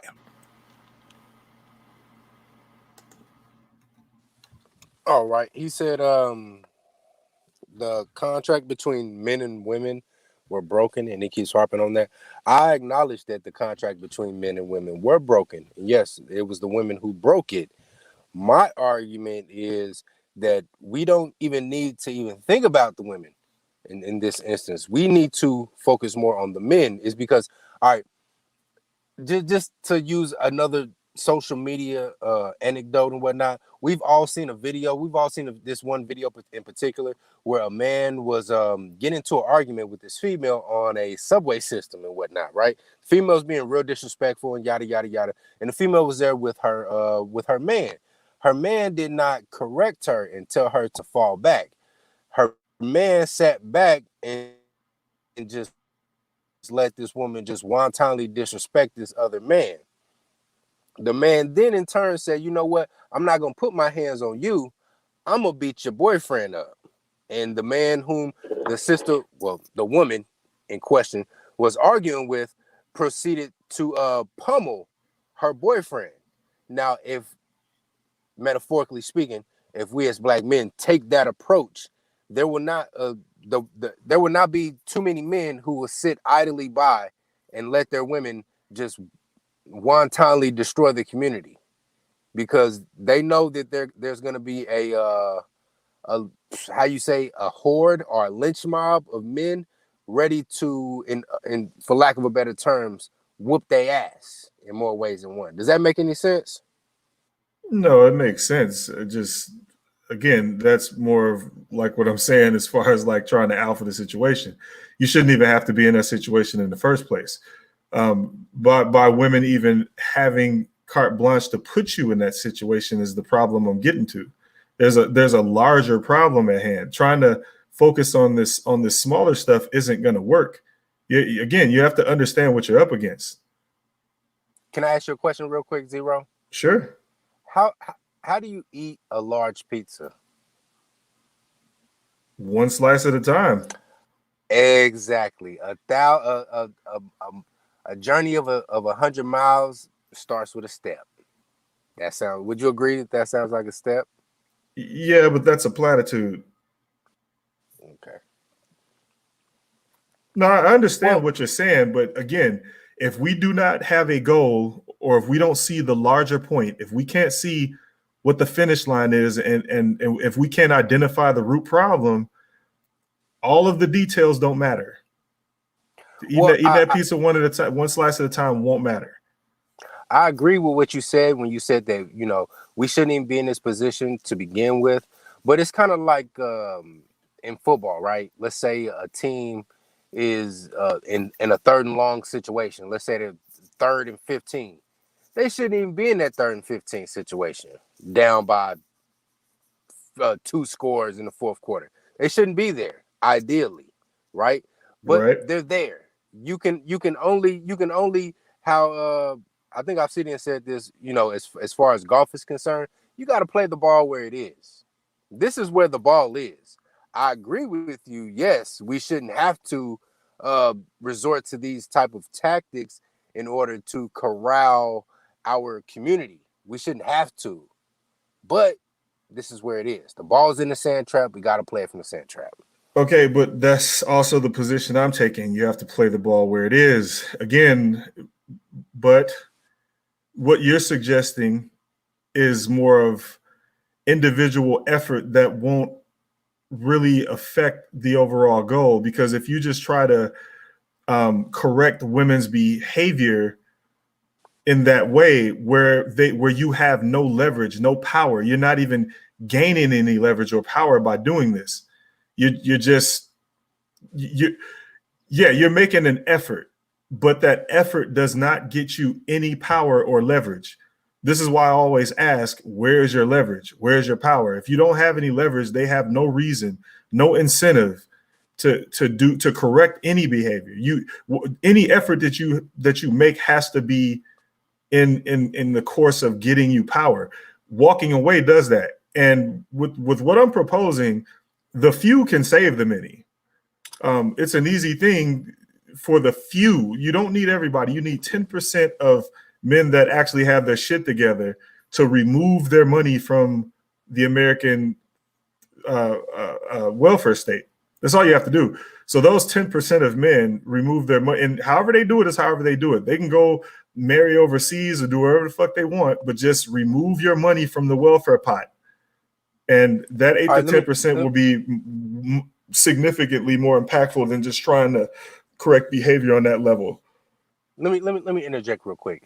I'm not necessarily talking about correcting behavior. I'm talking about applying pressure. Applying pressure. You know, it's kind of, just to use another football analogy, if I'm a defensive end, what's the next best thing to actually getting a sack? Applying pressure on the quarterback and making him think twice, or making him, think twice in the pocket and throw an incompletion. That's the next best thing to a sack. When I talk about men applying pressure to other men to uphold a standard, to hold the line, that has nothing to do with that has nothing to do with legislation. And we can still what I'm saying is, what I'm proposing is that we can still participate whole time. We're changing the rules. We're changing the rules of engagement is what I'm saying. I'm saying, okay, even if a chick wants to go off the reservation and use the welfare system to cripple a man, that woman needs to be blacklisted. She needs to be blacklisted. She needs to have a scarlet W on her for welfare or whatever. There's too many cucks for that. I get that. And that's a man problem. That's where we need to step in and say, well, if you want to cuck it up, brother, you're gonna have to go sit down and sip tea with the females. You can't be over here at the barbecue grill, chopping it up with the fellas. You're gonna have to go make your bones with the women. But they already are. See, that's the problem. Like, so cucks already do that. Everything you're talking about, they already do that. They already sip tea with the women. They don't really care about any of that shit. They want free pussy. They want welfare pussy. That's all they care about. So everything. So again, in order to get what you want, the end result is you have to starve the welfare, because they have the power behind the power that they have behind them actually is men. Let me stop it right there. What I mean by sipping tea, I mean by actually blacklisting those men. You get what I'm saying? So yeah, they'll be blacklisted with the women that are, in favor of whatever the fuck they're doing anyway. Okay, so let's say that there's a particular cuck, right, who has a I don't know, car dealership, or no, he has a lawn care service, right, and he services 5 neighborhoods in this particular zip code. Mm-hmm. Once word gets out that he's an actual cuck, and that he's actually given this particular woman who has engaged in welfare behavior, he's given her a safe place to land, his business needs to be boycotted. The word needs to get out. It needs to be, okay, we're going to find somebody else to cut our yard this summer. We're going to go with another lawn care service this summer. Yeah, see, the problem with that is we live in America, and all that person has to do is he could do one or two things. He can relocate and start over, or he can just lower his prices and undercut his competition. Like, again, this is a matter of looking at, I keep going back to big picture. So here's a proposal that'll actually that's actually in motion right now. So you ever heard of the term legalized prostitution? Yes. Okay. So the feminists themselves are proposing this because they want control and complete autonomy of their own bodies. They think that this is the best idea that could ever be. They want to be in control of all of their shit. Now, what comes along with that type of legislation, because feminism is pushing the legislation, therefore, it has the most chance to succeed. If men were trying to push this, there's no fucking way it's going through. But because feminists think it's a good idea, they're trying to push it through. So it's eventually going to get pushed through. And what this effectively does is legalized prostitution is basically the government, rubbing their hands together and going, okay, bitches, you can pay your own bills now. So it ends the welfare state in one shot. Also, what it does is, because women have control of their own bodies, this law removes all of the caveats that comes with male and female interactions that's unfair. For instance, Me Too goes away. Enthusiastic consent goes away. Being a John goes away because you're no longer a John, you're a customer. Anything negative associated with male-female interaction completely goes the fuck away because they are now responsible for their own behavior. Also, this isn't something that is far-fetched because it's already on the table as a bill in the United States because feminism wants this to happen. And again, because they have all the power, it's likely that it's going to happen. So that effectively puts everything right back in order, because then it becomes a matter of economics. The economic issue takes over at that point. As far as like sexual access goes, it's going to take maybe a year or two before things not equalize, but level out, and the family structure and all of that shit comes back, because at first there's going to be, a festival. I'll put it that way. So right, because everything will start to get back in line, because then celebrity men won't be the only ones with access to tens, because a 10 is a 10 is a 10 no matter where you go, right? A dime in a room full of dimes is nobody. Well, hold on, yeah, go ahead.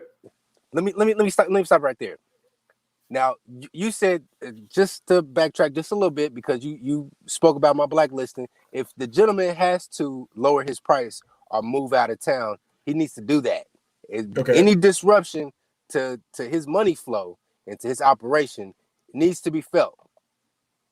Now he can sit up here and say, well, yeah, I can go ahead and lower my prices, but that's gonna hit his margin. Yeah, I can move out of town, but that's going to hit my margin. As long as it's felt. It's kind of like in boxing, when a guy has good blocking skills and whatnot, and you're just hitting his arms. At about 8, 9, 7 rounds, you can block all you want to, but you keep getting hit in that arm. It's, you're going to start getting frogs in your arms. That's what I'm talking about. That has nothing to do with legislation. Now, I do. That right there is grassroots, and that's what I'm in favor of. I'm in favor of the only problem setting with the cultural pace. The only problem with that is that in America, because we have a capitalist country, recovery is possible, and recovery can sometimes often be better than the initial offset. This is the problem. So yeah, it can be felt, but then recovery would negate that whatever was felt. I mean, recovery happens all the time. In business, they always tell you, you can fail 100 times. It only takes, the successes that matter. Okay, but that's with, if you keep in mind that said business will recover and go and get back into the black. That's a if. Right. No, it's not an if, because you're attacking people with proven business models. Again, if the business is already proven to be making money, and then you disrupt that business, but that person already has a proven business model, hence the relocation and starting over, or just undercutting his competition. The business model is already there. That person can recover faster. Now, if it's just a new business or some shit like that, I mean, of course, yeah, you could destroy them. But, you know, again, in America, recovery is always possible, especially if you have a proven business model. I mean, this is okay. I'm not gonna argue the recovery. Now, with that said, I'm from Missouri, right? Kansas City, Dodge City, the OK Corral, all that. I'm from the old West, as I like to call it. And there's a saying back in the old West: this town ain't big enough for the both of us. I don't care if you recover. I don't care if you move from Kansas City. If you relocate your business from Kansas City to St. Louis, you can't be here and do that. That's all that matters. You can't be giving welfare bitches a safe place to land and operate your business in the black here. You have to leave. Right, but all you're doing is starving your community of whatever economic benefit that could have been gotten from whatever company you pushed out. Again, well, nature abhors a vacuum. There'll be another business. There'll be another upstart business. Right, and then that business might wash, rinse, fill that void. Right, and that business might wash, rinse, repeat what the last person did. So again, this is a bigger problem. No, I'm talking about the business being pushed out, being ran out of town because of social issues, not because of business practices. That's the premise here. It doesn't matter if the guy who got ran out of out of town because his business got blacklisted. How feasible is it for another company to come and put roots down somewhere where someone was ran off because of social issues? You're just starving your community of whatever economic benefit that last company had, especially if you're to me. Okay, it really isn't. They have this thing in business and real estate called location. There's also a group of people called actuaries that evaluate really trivial things like how often people cross the street and jaywalk, or how many baby mamas are in one neighborhood, or stuff like that. All of this shit is evaluated by people called actuaries. Okay, so these people evaluate things like that. So if someone was, and this is a real job, so if someone was ran off because of social issues, all that's going to happen is, again, you're going to starve your community of whatever economic benefit was provided by whatever business that was there. So I understand what you're trying to do. Again, I agree. I'm not disagreeing with the effort. What I'm disagreeing with is the result of that effort. The result of the effort is what matters. The whole premise was a gentleman who had a lawn service. Mm-hmm. So his business, he gets blacklisted. Everybody all his customers choose to go with a different lawn care service. He has, let's say, a dozen employees, or the amount of employees he has doesn't matter. We're willing to put those employees on the altar, on the sacrificial altar, to uphold a social code.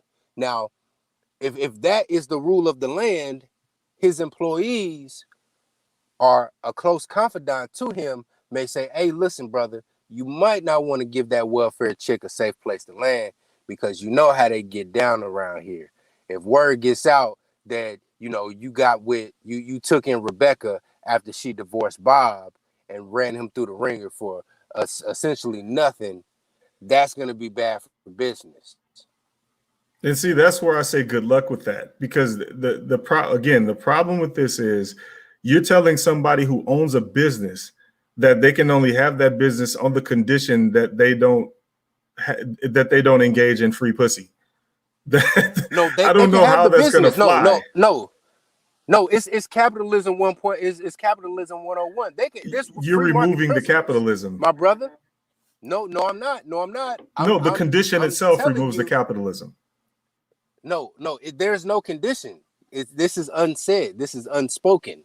It's just something that you should know. You don't do this, or people are not gonna support your business. That's like back in what you call it. That's like, you know what? No, let me not even say that. That's like certain if a particular celebrity who's selling a product makes a racist statement, and everybody starts saying, okay, let's boycott this business. Or what was that, Gucci or whatever? Gucci or whatever, they made the ape deal or whatever, what have you. Okay, for whatever reason, if I choose to boycott your business, I choose to boycott your business. If I choose to give, instead of buying Gucci now, I'm gonna buy Louis for whatever reason. It's called free market principles. You can go ahead and indulge yourself in the free pussy if you want to, the welfare pussy if you want to, but you need to understand that there's consequences behind this. That's why certain people who have brands like celebrities and whatnot, they have close advisors to him that tell him not to say certain things because this might be bad for your brand. What we need to do is make it bad for a particular business's brand to engage in certain social things that could be deleterious to our community and to our family structure. Okay, I'm going to applaud the effort, but again,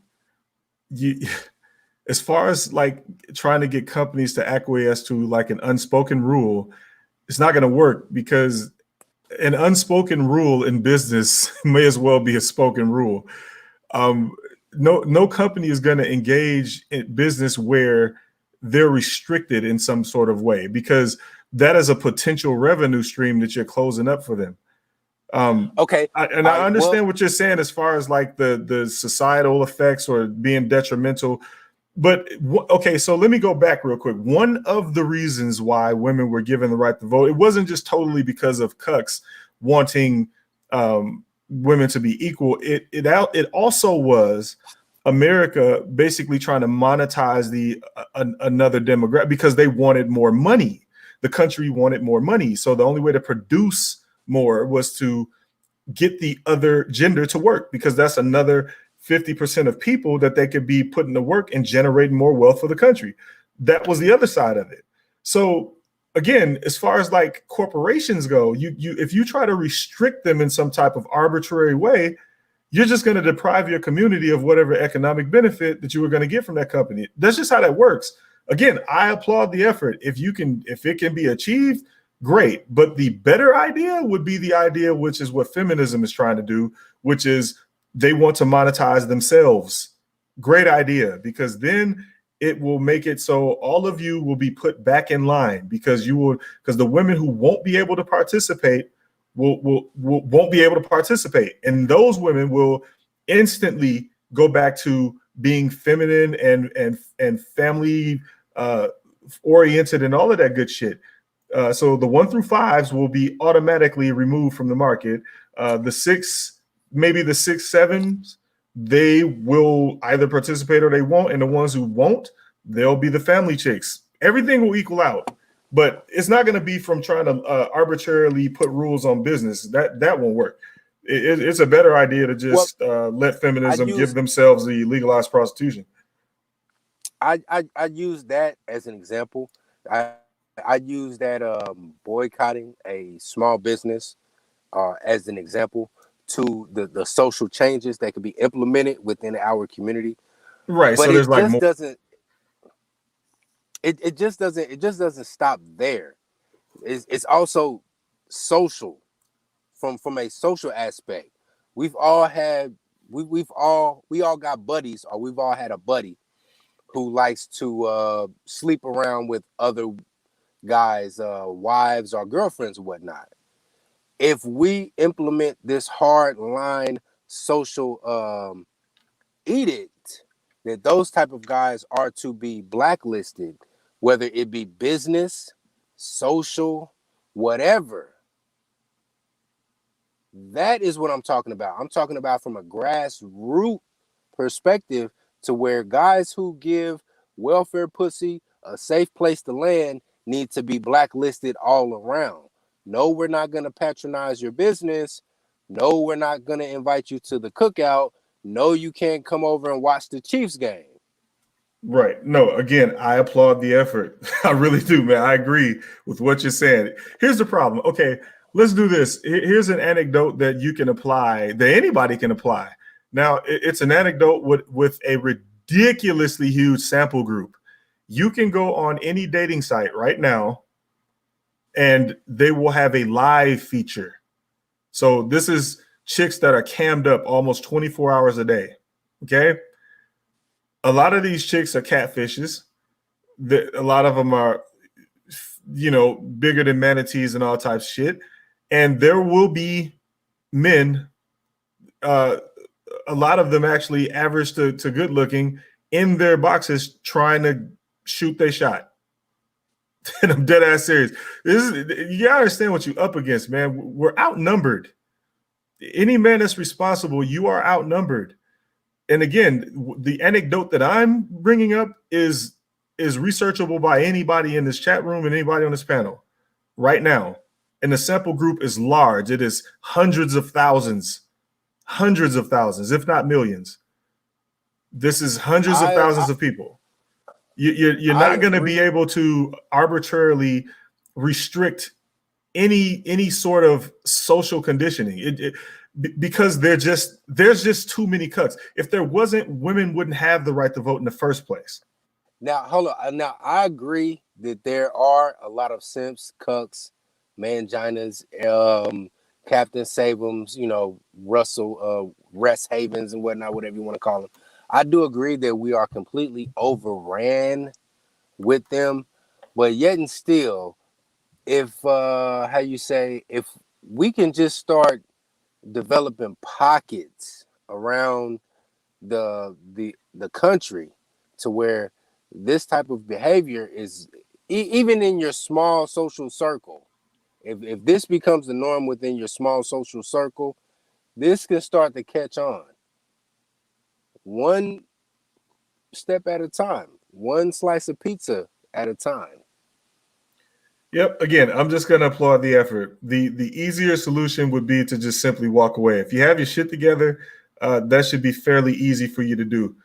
This is why I support dudes actually marrying Black women that don't live here.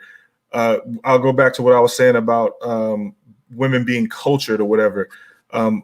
The only way this is going to happen, the only way for you to achieve the type of subjugation you want is because what you're talking about is trying to reculture the people and thus reculture the women. If you reculture the men, you can reculture the women. That's going to be a harder sell than actually having men just leave and go get women that are already cultured. There's Black women like 1,000 miles south of here that can speak both Spanish and English and are on the average far better looking. So you have your pot to pick from. Oh, by the way, these chicks have the same ancestors we do. They're all from Africa. They just landed down there instead of up here. So it's actually just take the path of least resistance. Otherwise, you're just being a masochist and you're trying to alpha a situation, because as long as they have no incentive, and this is what I keep coming back to, if they don't have any incentive, if you have no leverage to get them to do what you're saying, it won't happen. Like all of the conditioning you're talking about, there's no leverage, there's no incentive.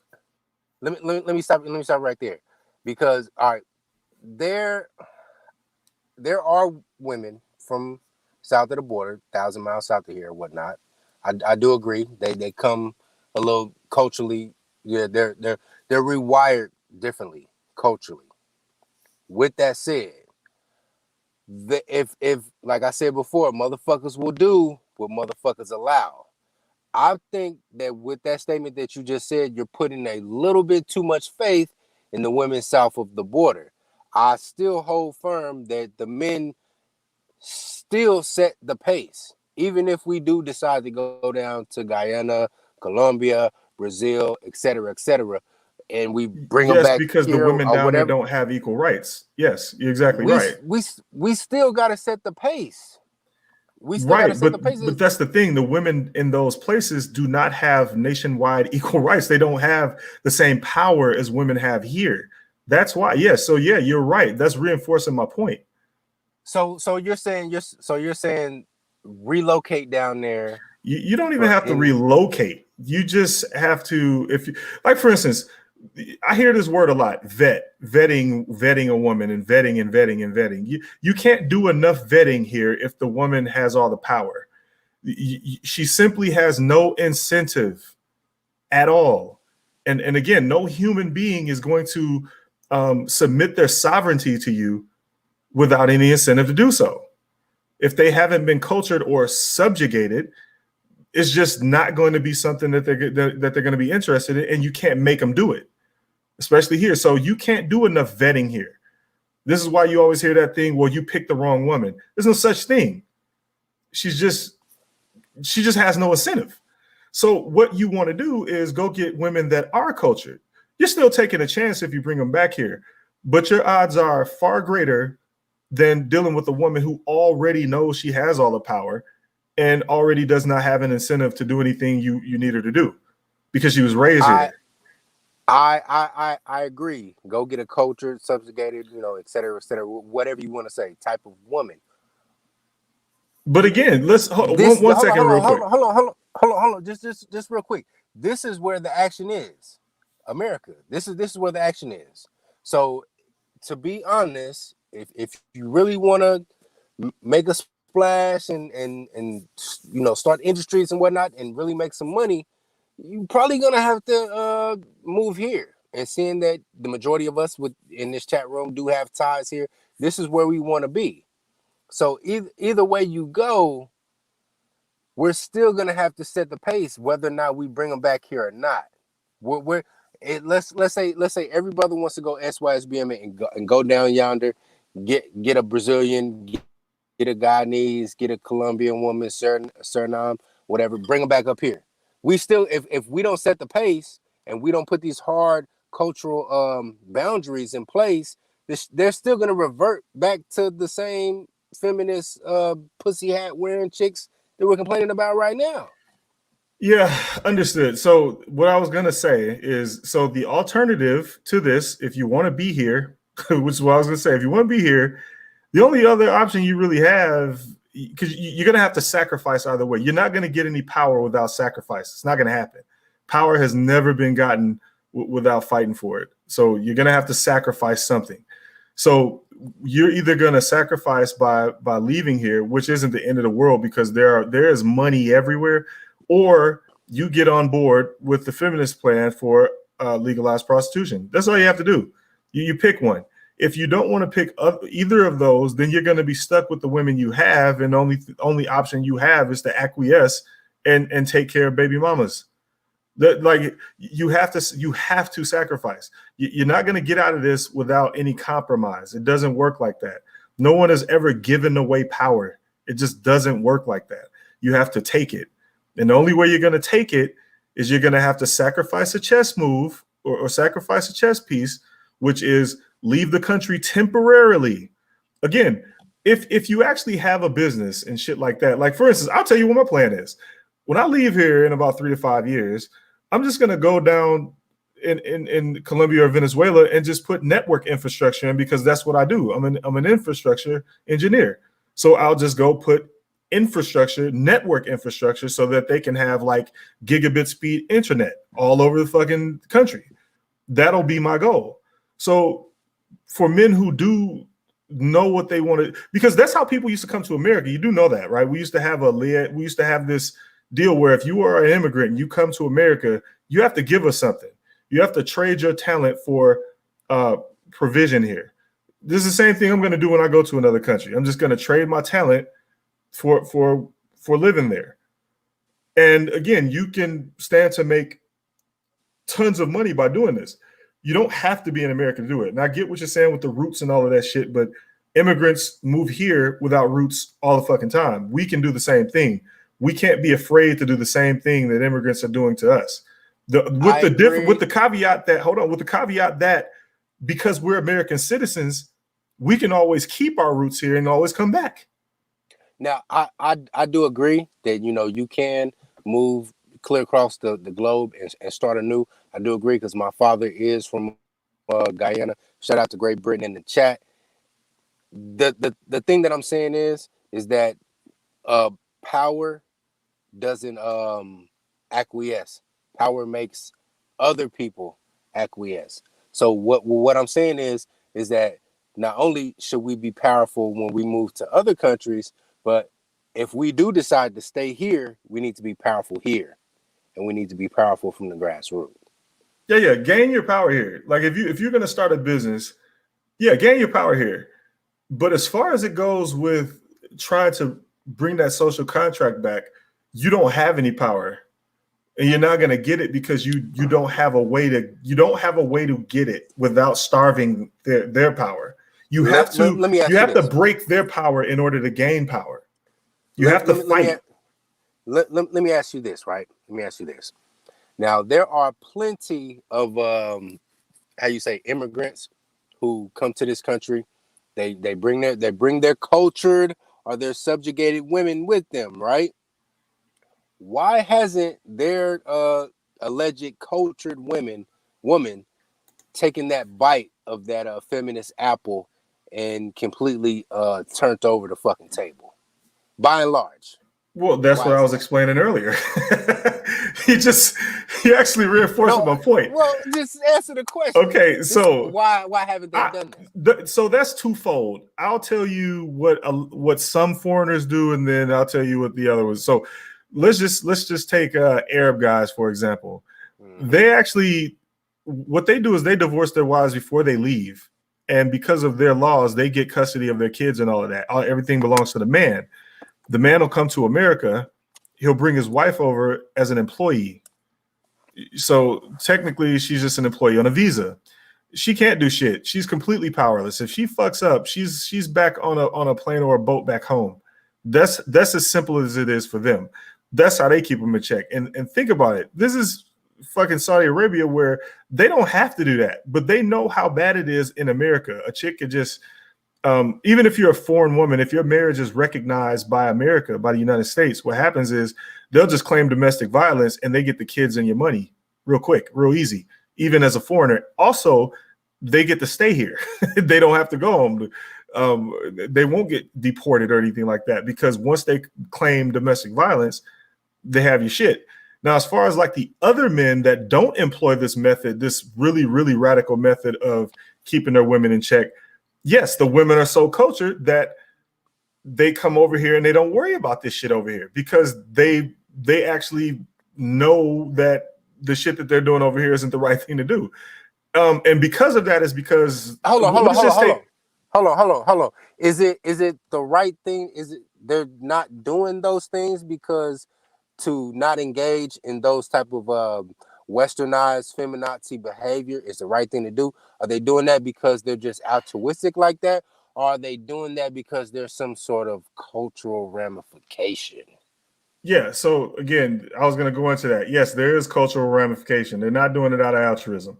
So what it is that because every other country aside from the US, most of them have some form of nationalized legal prostitution, which is why their women know where they are on the totem pole. So let's just say you bring a woman back here and she starts acting a goof ass. You can replace her, and she knows this. So it's not altruism. She just knows that she can be easily replaced by a woman who is cultured like she was, and she knows that she'll be replaced with a younger version. So they stay the fucking line because yes, there are social ramifications. And when they come over here, those social ramifications don't really go away because they've been cultured in their country. Even though they come over here, it's like, well, shit, he's just going to replace me. Okay. All right. What I'm arguing about the whole entire premise of this this debate, that it's on the man, that yes, we need to implement that same sort of deal about replacing someone or using social punishment mechanisms. But not only should we implement those social ramifications on the women, but we need to implement those social ramifications on the men who cross that gun line. Where's your leverage for implementing this? Because you need leverage. Okay. All right. Okay. All right. All right, it's let me just use a quick anecdotal deal here. Got a buddy of mine. He used to be my best friend. Matter of fact, I've been knowing this guy since the mid '90s. I'm talking about elementary, middle school type of stuff, right? As we became young adults, he put pussy on a pedestal. And his whole life revolved around betting as many women as he possibly could. And he went to very nefarious Machiavellian methods to bed said women. He would try to sleep with mutual friends of ours, girlfriends. He would go out. We would go out to the club with him, you know, and he would start arguments and almost get me and my guys into fist fights with other guys because he's trying to be macho to impress some bitch. And matter of fact, the most recent situation with this guy, he took another buddy of mine to a country western bar way out in eastern Jackson County, Redneckville. He hit on this newlywed wife, white dude. He hit on her wife. Now this is a bar full of rednecks. He hit on her wife. The other buddy that he brought with him came, tried to jump in between and break it up. The white boys then in turn beat the shit out of the guy who tried to jump in and break it up. The sleazeball homeboy of mine, he just slinked off into the shadows. Word got out that, let's say his name is Tom, that Tom was on this type of time. He was out here getting, if you go out to the club with him, he'll be wantonly disrespectful, holler at other dudes' girlfriends, and get you into fist fights. Word got out that that's what type of time Tom was on, right? Okay. None of my friends fuck with this guy anymore. Like we don't fuck with him on any level. Nobody calls him. Nobody checks up on him on Facebook. He's not even invited to the Call of Duty sessions that we have. You get what I'm saying? Right. This type of shit can work. It just needs to catch on. And my argument is your story is repeatable across the entirety of the United States and nothing has changed. I mean, I also had a homie who was like that, but that's just, again, this is common and yet nothing has changed. You have, what I'm going to say is you have no leverage. You have no leverage. Nothing's going to change because you have no way to acquire power. Putting any type of social ramifications in the mix won't work.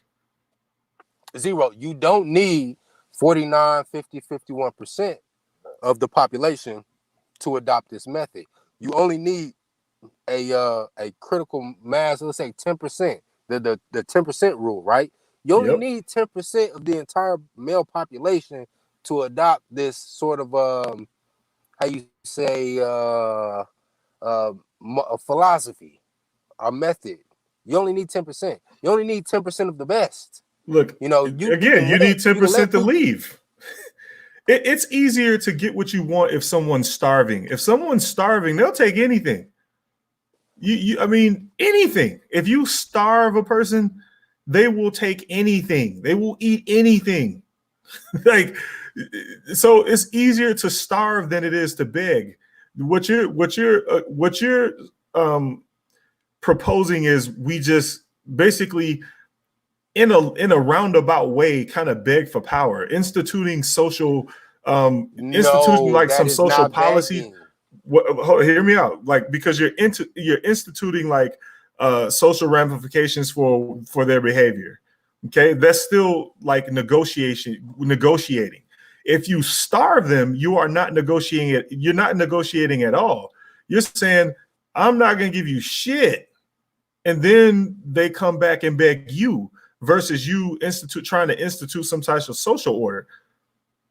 Maybe begging is the wrong word, but you're trying to negotiate where you have no leverage. The only way to get your leverage is to just starve them out. Just starve them out. That's not negotiation. That's no, I'm not setting negotiating the pace. But what I'm saying is what I'm suggesting is not in fact negotiation. That is setting the pace. That is, we're going to move at this pace.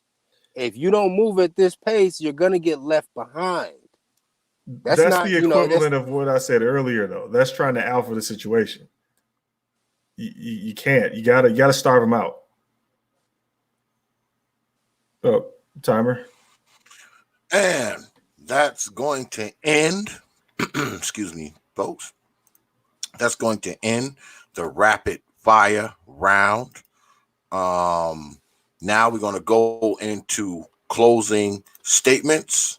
Keep It Techie had to go. He got called into work. So I will be keeping the time for these closing arguments. Yeah, Keep It Techie, he had to his job called him, so he had to bounce. So let me go ahead and get 7 minutes on the clock.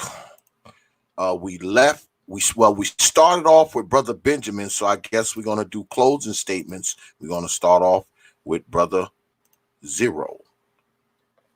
All right. Well, I'm just gonna okay. Hold on. No problem. Hold on. Let me get the clock up here. Let me get this shit. I'm not used to doing this shit, y'all. So y'all gotta bear with me and shit. You know, I'm not used to doing the time. All right. Let's see here. Share screen.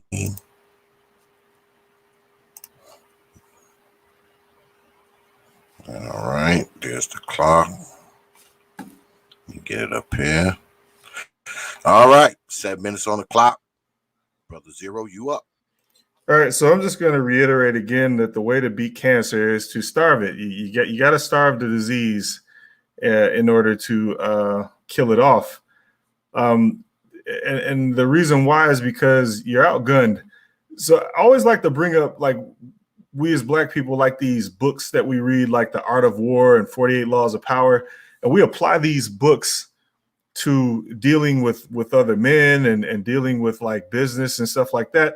But we never can seem to apply this when dealing with the same enemy of feminism. It's almost like everyone's intentionally overlooking this shit on purpose. And I don't know what it is about it.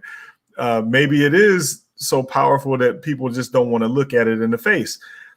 However, applying all of these books to these issues is actually the right thing to do. People have actually been employing art of war strategies since the beginning of civilization. We still employ this shit today in business. And the same thing with the 48 Laws of Power, which is kind of pretty much based on it. It's just the art of war reworded. So we've taken these books and turned them into what I call nigga Bibles. And these nigga Bibles, again, we apply them to things that don't really matter. And we need to apply it to the real problem, which is affecting all of us. And that is feminism. Again, the reason why all of this shit exists, the reason why we're on T.P.O.T show right now, the reason why we're in the manosphere, the reason all of this shit exists is because of feminism. It is a response to feminism and the acquisition of power it is at and the social contract that it broke. At the root level, at the root base level, if I want to get really academic about it, it's an anthropology issue and then it's an economic issue. I go into all of that stuff on my channel as far as like the science of it, the economics of it, but that's all this really is. And the way to beat it is to identify the problem and then apply the solution. We've been applying different forms of a quasi solution for years, but the thing about a solution is, I had a professor that told me a correct answer only needs to be applied one time. We've never tried to apply the correct answer, not once. A correct answer only needs to be applied one time. We've been applying different versions of the wrong answer since they've gotten power. We keep trying to negotiate. That shit it's never going to work. Everything that we try to do is a form of negotiation. If you try to institute some type of social ramification, that's negotiating. They have no incentive to follow anything that you do that can't take away their power. Their power comes from all the money they've acquired. They get their money from men collectively. Men have to collectively move the fuck away. It's the only way to win. So again, unless you want to just keep running into bullets and keep negotiating with your terrorists, you're going to have to make that hard decision and walk off. I mean, otherwise, you're going to have to make another hard decision, which is to just accept their rule. You got to pick one. There's no in between. The in between is you get subjugated anyway. There is no situation where you come out of this without compromising, without sacrificing temporarily for what you need. It's just like a game of chess. There's a move called a gambit. It's where you make a sacrifice play in order to win.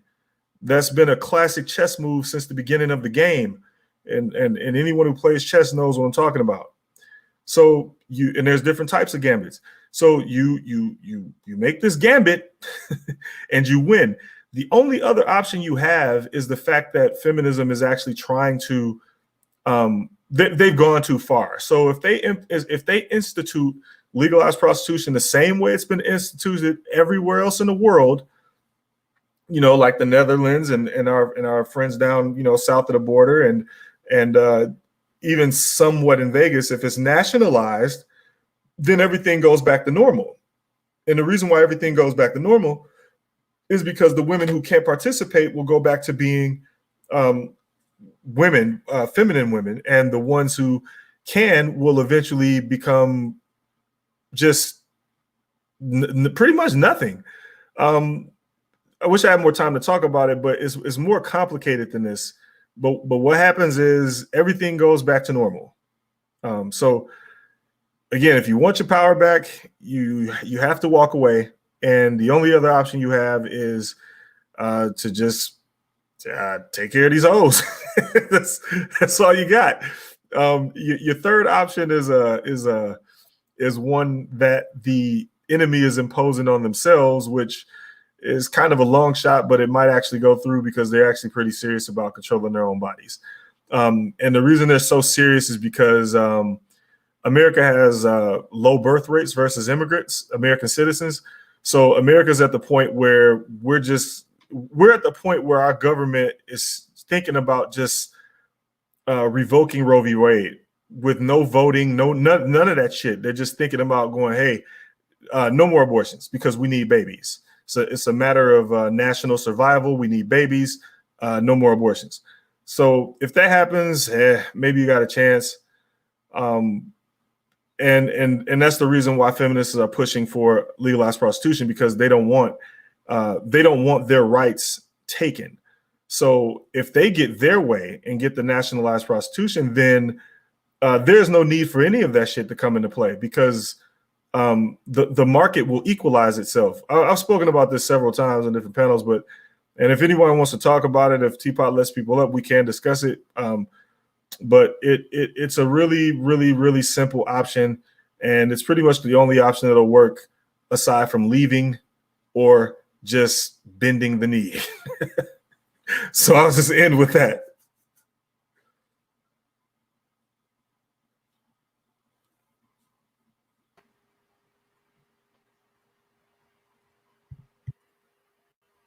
All right. Let me go ahead, reset the clock. And I have a new respect for you brothers who be keeping time for me, man, because this shit's kind of a pain in the ass. Brother Benjamin, you up. All right. Well, I would just like to first say that he made reference to nigga Bibles, the 48 Laws of Power, 33 Strategies of War, Sun Tzu's The Art of War, Machiavelli, The Prince. And I kind of see that you've been kind of peeking, tiptoeing around my channel there, Zero, because that's what I speak about on my channel. I speak about in depth. I am a self-proclaimed strategist for the brothers and whatnot. And the 3 books that I tell brothers that that's a must read, in my opinion, are the 33 Strategies of War, 48 Laws of Power, and the Bible. That's just my personal preference, but whatever. But yeah, I see you. I just wanted to say I see you. Now, he said something about starving the cancer. Shout out to my mother, who beat breast cancer back in '96, and my father, who passed away from liver cancer in 2017. I do know a thing or two about cancer. Now he's talking about starving cancer. What I'm not against starving cancer, but what I'm suggesting is that we implement chemo. You can't just starve cancer. Like if someone has lung cancer and they just stop smoking, okay, you're starving the cancer by not smoking anymore. But now you need to have a more proactive approach and take chemo and whatnot, and radiation treatment and what have you. So that's what I'm talking about. I'm talking about having a more proactive chemoplastic, if that's even a word. I know it's not, but I'm just bullshitting. A chemo approach to it. Also, he said something about a gambit, sacrificing one of your pieces to take their piece. I'm not against a gambit. I myself being a chess player, I'm not against implementing a gambit type of strategy, but also what I am saying is that we need to, how you say, put the full court press on to the point to where we're putting pressure on their pieces, is what I'm saying. If you put their king in check, well, that's kind of that's a very ambitious statement. But if you put a high ranking piece of theirs in jeopardy, that's gonna make them move into defense mode if they don't want to lose that piece. And one of the main stratagems to put one of their pieces in check, that being the cuck or the simp, if you will, is to implement said social ramifications for crossing said gun line. Like I said earlier in the debate, the brother who was on the public train system who got beat up because he allowed his girlfriend to run off at the lip at this other brother. You'll be hard pressed to find that brother ever again allowing any female that he's dealing with to engage in that sort of behavior. Just to paraphrase a quote from my beloved Bible, I believe it was in the book of Proverbs. It says, blows purge the innermost being. Sometimes motherfuckers need to feel pain in order to change. You know, a couple rib shots, a ass whooping on a train station, you know, because you allowed the chick whom you were dealing with to run off at the lip to some other man, that'll give you second thought. Now I'm not advocating violence in any way, shape, form, or fashion, but I'm using that as an example, as a metaphor to we need to take a more proactive approach to how you say socially re-engineer the entire landscape of our community. Now, in conclusion, as far as the entire premise that, you know, black women are our downfall, I'm not going to deny that black women haven't been instrumental and haven't been a major piece on the board as far as it pertains to the downfall of black men. But like I said in my opening statement, there are 5 major defects that black men suffer from, and that these are the defects that we can fix ourselves. And I'll reiterate these in closing. Number 5, a fear of being the bad guy. Number 4, a lack of ambition. Number 3, putting pussy on a pedestal. Number 2, we're not 3-dimensional thinkers. And number 1, we lack self-awareness. If we all, and I speak about that in depth, you can search that particular video. I speak about that in depth, the top 5 defects of black men. Check that out on my channel. I go in depth on that. If we address those as black men on the ground as we live our lives on a day-to-day, if we address that, that'll take us a lot further. Because even if we get the subjugated woman, Even if we get the cultured woman, even if we go to Jupiter and bring some Martian bitches back, if we don't address those top 5 defects, we'll be here 30, 20 with some Martian bitches running us through the child support ringer. So we must look at shout out to Michael Jackson. We must look at the man in the mirror and address those issues with us first. The battle begins with us. It begins with us and our fellow man. Once we get those in line, man, feminism, this shit's gonna be a breeze. These women aren't as strong and as powerful as they tout themselves to be. These are beings who need help opening the pickle jar. Are you serious? With that, I yield the rest of my time.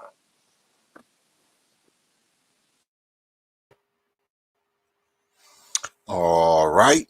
That's going to bring our debate to a conclusion. I don't know what you brothers look like on time. We usually take a few questions. If y'all want, we can do a poll, but you both have to agree.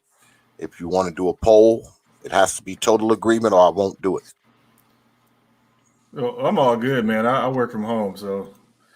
Okay, you good for time? I'm with it. Take the poll. Okay. I myself, I'm not good on time, but I would like to get the results real quick on who won that debate. Okay. All right, folks. If you think Brother Benjamin won the debate, put a B in the chat. If you believe Brother Zero won the debate, put a Z in the chat. B for Brother Benjamin, Z for Brother Zero. Hurry up. Brother Benjamin say you got to go. B for Brother Benjamin, Z for Brother Zero. Come on, folks. Move them fingers. Get them fingers moving. Come on.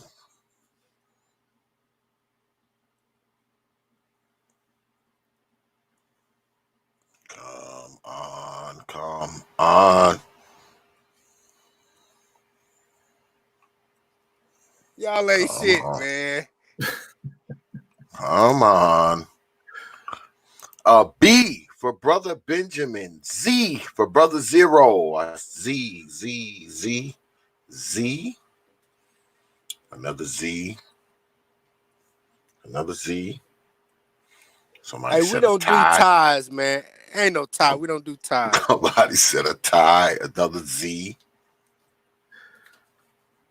Come on, God damn it. Z. Brandon's stupid. I don't know. It's looking Z. It's looking like Brother Zero. It's looking like.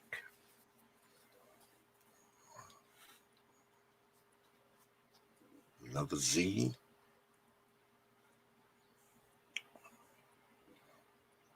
Z. It's looking like Brother Zero so far. Man, hell no.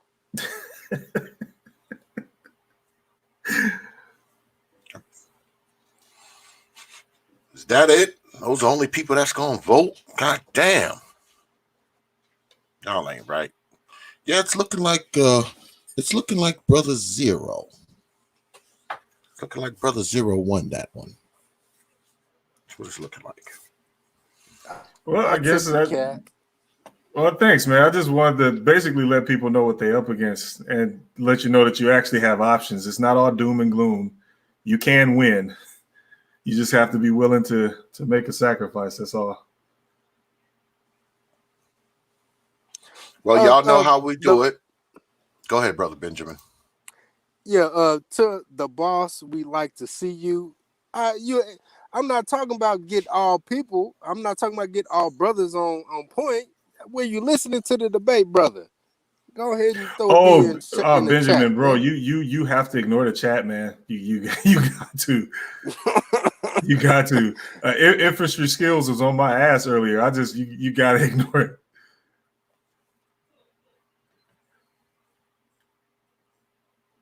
Yep. And y'all know how we do it. If you want questions of the debaters, they must be super chatted. Super chat those questions or Cash App. My debaters do not answer questions for free. Super chat those damn questions, God. Man, damn it. Y'all know the rules. But yeah, infantry skills is a whole different type of animal. I see him in chats all the time. I'm just like, man. Yeah, he was on my stay out of ass. that guy's way. But yeah, I'm about to hop I don't out, think man. I got your Cash App, man. I don't think I got your Cash App. It's $ capital T.P.O.T media. $ capital T.P.O.T media. All right. Feel free to hit it whenever you want. Oh shit, we lost Brother Benjamin. Oh, he did say he had to go, right? Well, we still got Brother Zero up here, so if you want to question one of the debaters, one's still left. Brother Benjamin, he said he had to bounce out. So if you want to question Brother Zero, you must Cash App or Super Chat those questions, or they will not be answered. Ouch. So there. Well, everybody that's here, they know how we do it here. I mean, everybody that's here now, these are my old faithful followers, you know. Good look on that Cash App. Good look on that Cash App, Brother Zero. No problem. They're my faithful followers. They know the rules. Yeah, everybody here already knows the rules, you know. Y'all was talking about infantry skills, man. I'm with Brother Benjamin on that, man. Infantry skills be everywhere, man. He poses good questions, though. I mean, you know. No, he does. He poses very, very good questions, man. He does. He poses very good questions. I won't, you know, I can't disregard that. You know, not for nothing, agree or disagree. You know, he will hit you in the head with a good question. Yeah, he will do that. He'll hit you in the head with quite a few questions. All right. See, we got hold on, let me get this damn thing up here. I actually do want to answer infantry skills question though. Okay, let me get Marco Grande up there because Marco Grande always dropping coins on this goddamn platform. Brother Marco Grande says Benjamin, so all I have to do is become a pacer. well, Benjamin done left, Brother Marco, so he can't even answer that question, man. He done already bounced. He had to go. He said he had to go. So and hold up, I got a couple more Cash Apps that I got to shout out. Hold on. Let me see. Hold on, let me see. I posted my channel, so you can copy paste it, whoever wanted it. Good look on that Cash App, Brother Brandon, and also good look on that Cash App, brother. What's going on with my damn phone? It's crazy right now. Oh, good look on that Cash App, Brother Benjamin. Appreciate that, brother. Benjamin. Oh, shit. Good luck on that Cash App, Brother Pierre. Good luck on that, man. Cash App's coming in like a motherfucker. I can't even keep up with them. Well, they want my channel. If you mod me up, I can send it to them. Oh, yeah, I got you. Write something in the chat. Yeah, I did. Write something in the chat. Where you at? Oh, there you go. RBR with the $5 Cash App. Good look on that, RBR. RBR with the Cash App. Did you put something in the I did. In the chat? Yep. Brother Zero? Yeah, I did. Oh, my computer moving slow as a motherfucker, man. And why it's only showing the top chats? It happens. Hold on, y'all. Shit's fucking up. We're experiencing technical difficulties inside the control room. Inside the control room. We are experiencing technical difficulties inside the control room. Please stand by. Please stand by, folks. All right.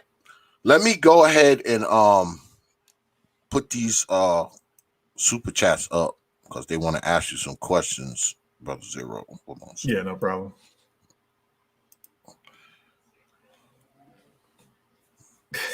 Brother Marco. It's not a real question. Brother Marco, again, he says, Zero, can you help me with my game to be a pacer? Whatever that means. Good luck on that super chat, though, Brother Marco. Brother Marco always dropping money on this damn platform. Let me see what RBR talking about. And RBR with the $5 super chat, Brother RBR says, so we have to boycott the Seahawks because Russell married Ciara. I guess if you want to answer that, go ahead, man. No, he's talking about the proposal he was talking about where you boycott businesses and try to impose like some type of social sanctions on them. Again, in America, all you got to do is undercut your competition or move. Mm-hmm. You know, I think RBR just comes to my channel to fuck with people at this point. That's why. No, I think he was trolling Benjamin. He's here to fuck with people. Oh shit! Good look on that Cash App, Brother Kenny, my man. Good look on that, brother. Appreciate that, man. I mean, I would address infantry skills. I mean, he seems to think that the legalized street walking is like some form of like hookers on the corner everywhere, and that's not what it is.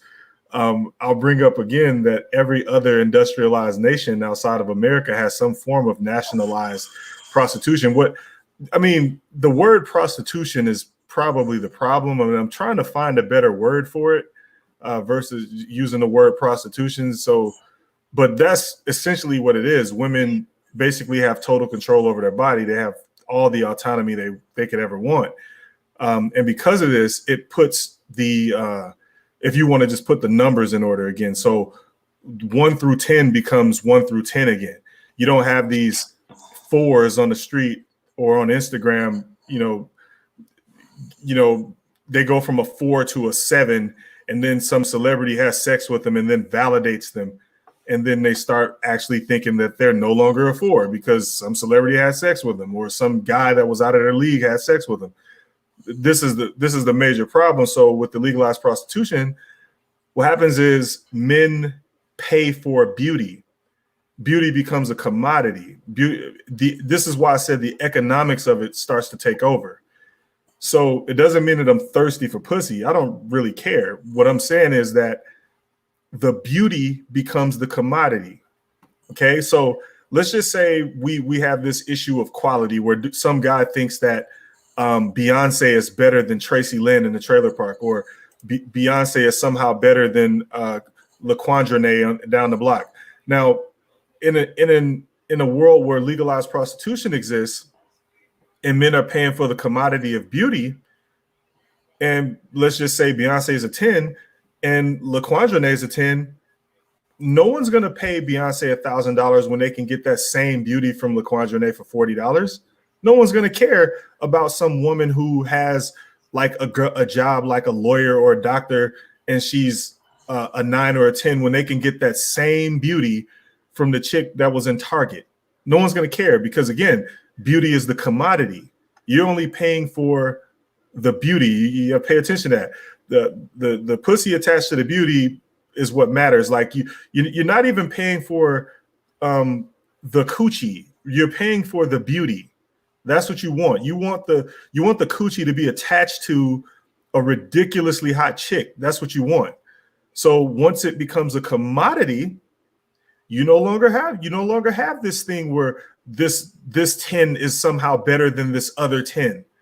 Like, for instance, back when I was growing up, we used to, everybody used to laud over Halle Berry. Like she was the finest chick in the world. Now, there were chicks in my neighborhood that were topping her looks wise, but they didn't have her job. They were not actresses. They weren't in movies. They weren't held up by the machine saying that they were the most beautiful chick in the world. They weren't held up by the machine. But if you went by just raw physical beauty, yes, they were killing Halle Berry. But again, once the beauty becomes a commodity or like soda in a grocery store, you no longer care that she's a celebrity. You no longer care about any of that. You just pay for the beauty, and then the numbering system goes back into effect. So again, this is why the 1 through 5s will not be able to participate in that market. They might be able to participate, but why? Why would you spend $20 on a 3 when you can pay $40 for a 10? Why would you pay $1,000 for a 10 when you can get that same beauty in another 10 in a trailer park? Again, the economics, this is why I said the economics of it takes over. And then you become like every other country in the world that has this instituted already. So it's not a matter of, in fact, this cures the thirst. If anything, this cures the thirst. This takes away the thirst because men are no longer starved out of the marketplace. Now, if it happened in America, what's going to happen is like the first couple of years, maybe not even a year, it might be faster than that, where the 10s will have a good run at it. All of the ridiculously hot chicks will have a good run. They will make a lot of money. But as soon as the beauty becomes commoditized, it's over for them. The price drops. In fact, think of it like this. I was having a conversation on our New Styles channel where we were discussing the same thing. This is the same effect the crack era had.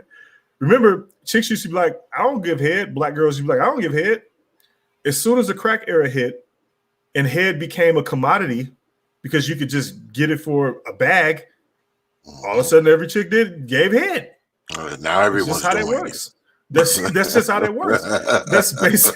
That's basic market economics. Now, as far as the legalized prostitution is concerned, it becomes literal economics because the term John is only used because it's illegal. You're a John because it's illegal. You're soliciting a prostitute because it's illegal. Once it becomes legal, you're no longer a John, you're a customer. Yep.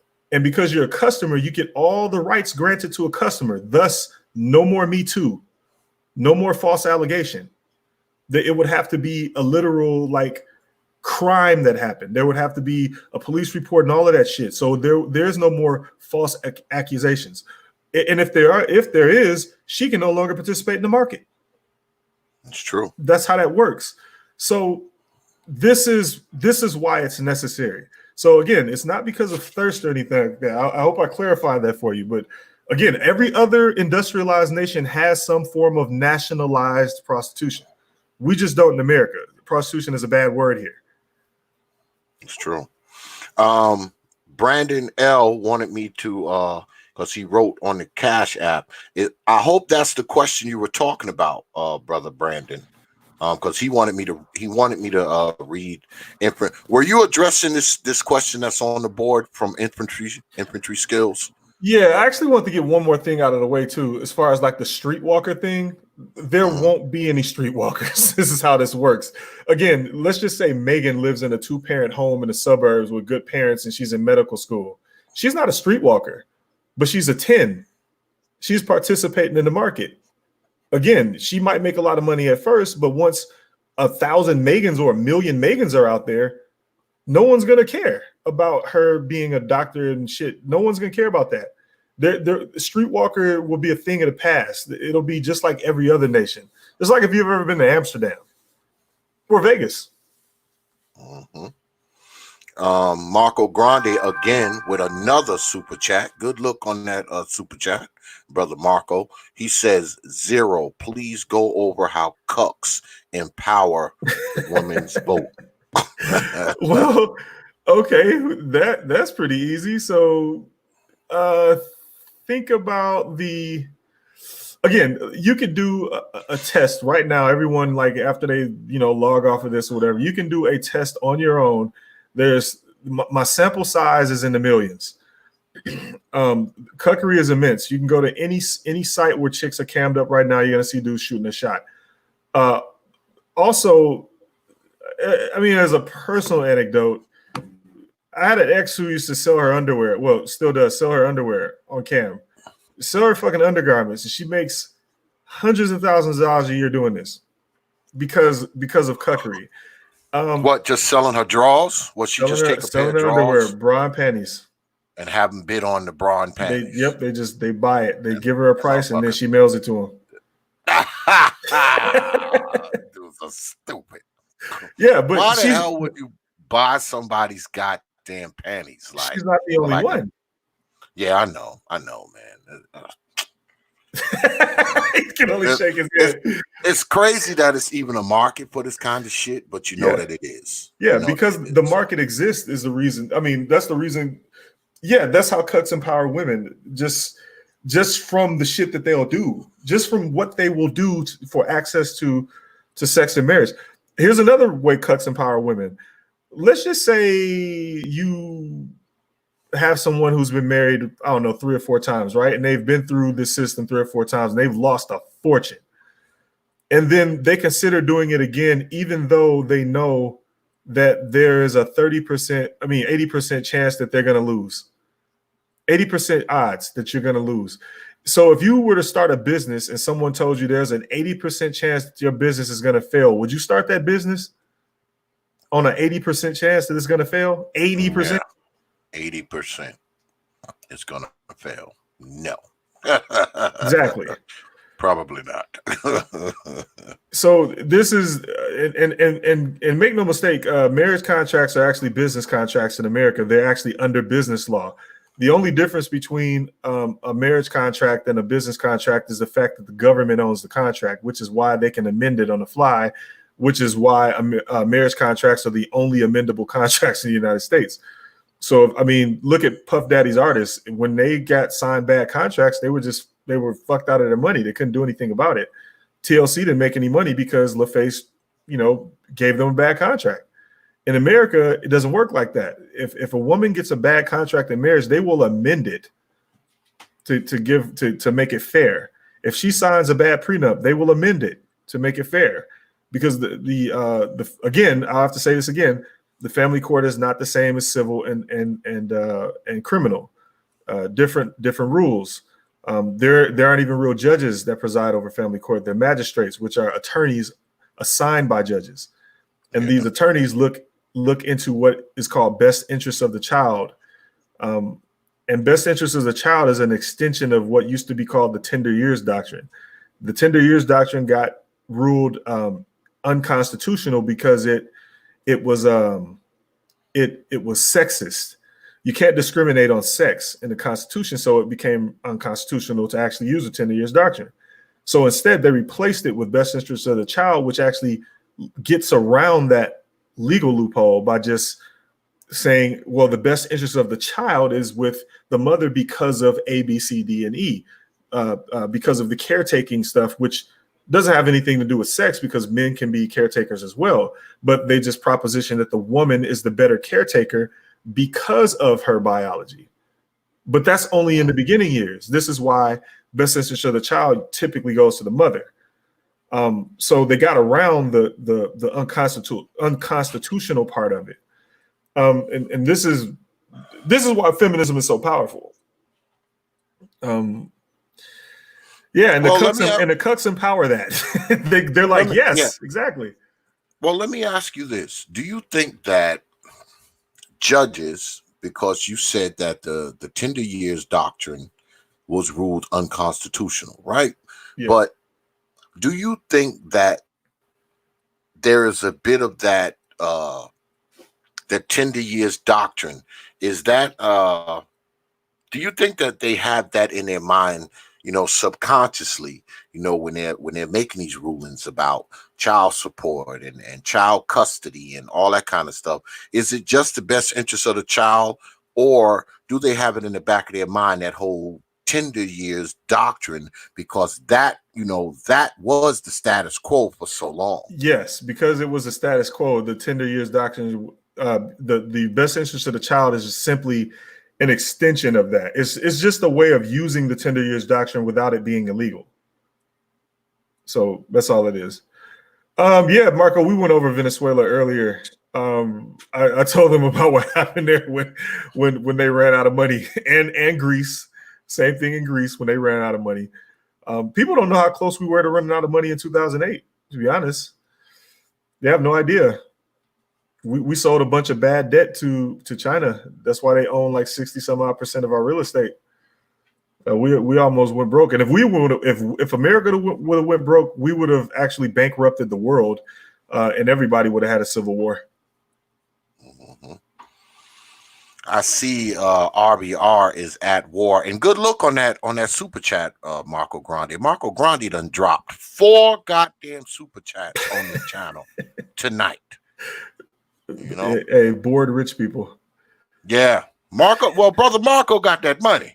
You know, he got that money. So, you know, that's not unusual for him. He always, you know, brother Marco always drops coins on this platform. That's just who he is. Good look on that, brother Marco. Appreciate that, man.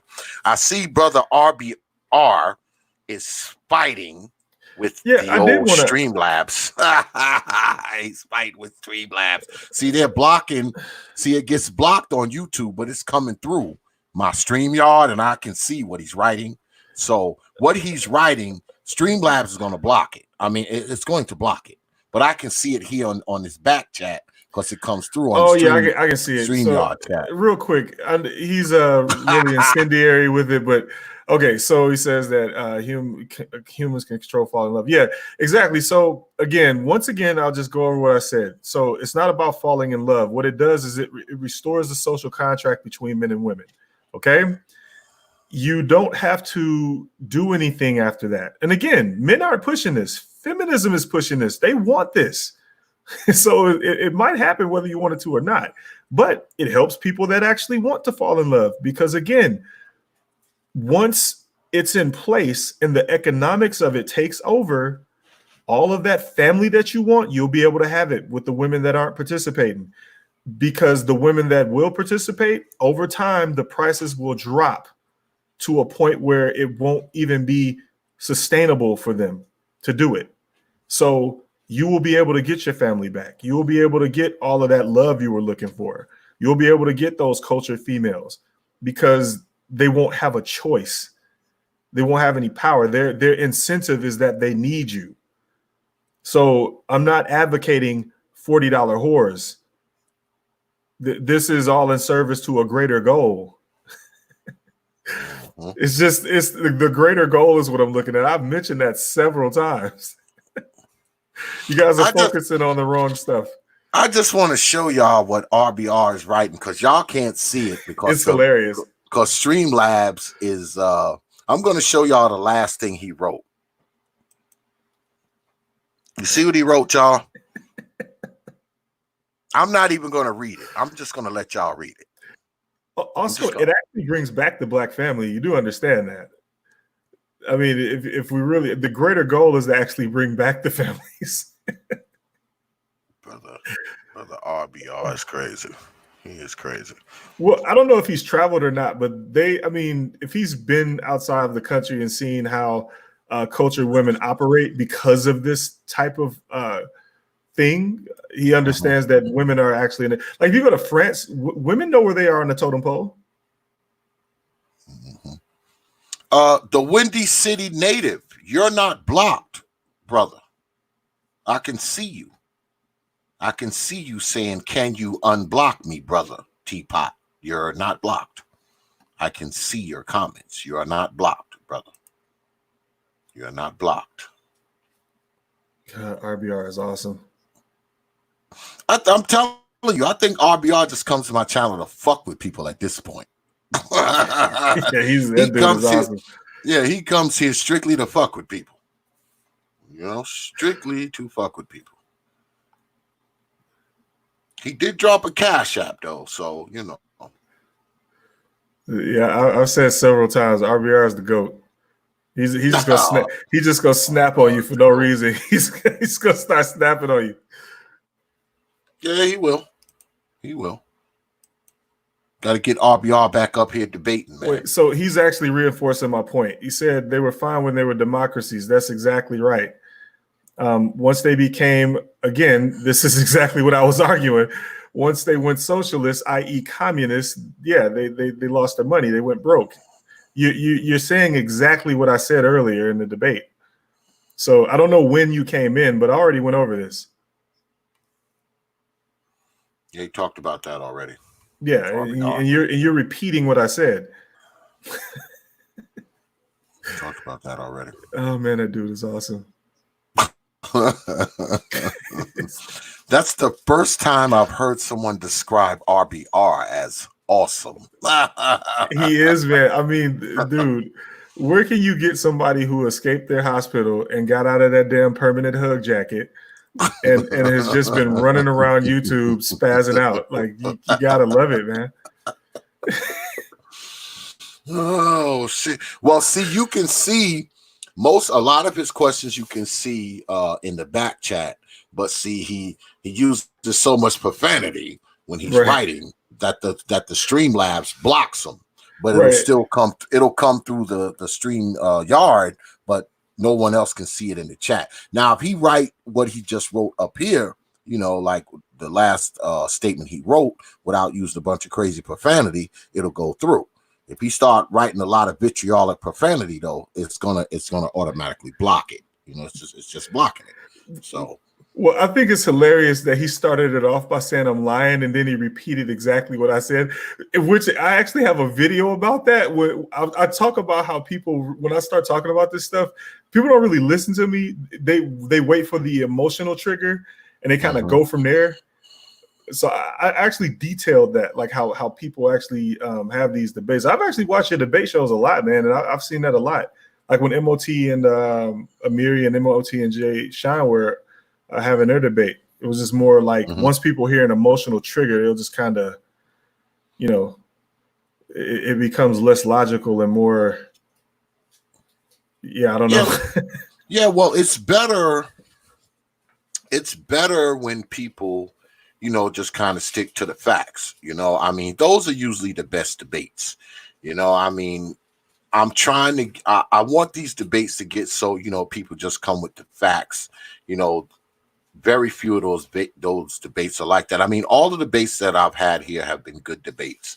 Some get emotional, some don't. But I think the best ones is when people just kind of come with the facts, and just spit it straight and not going into the ad hominems and all that kind of stuff. I mean, I just think that's the best for me. I do these debates because I'm a fan of debates. I like watching them. I mean, while y'all debating, I'm listening. I'm a fan of the debate, so I'm just kind of watching. So, I'm going to continue to do them as long as I can. And it gives people something to look at, man.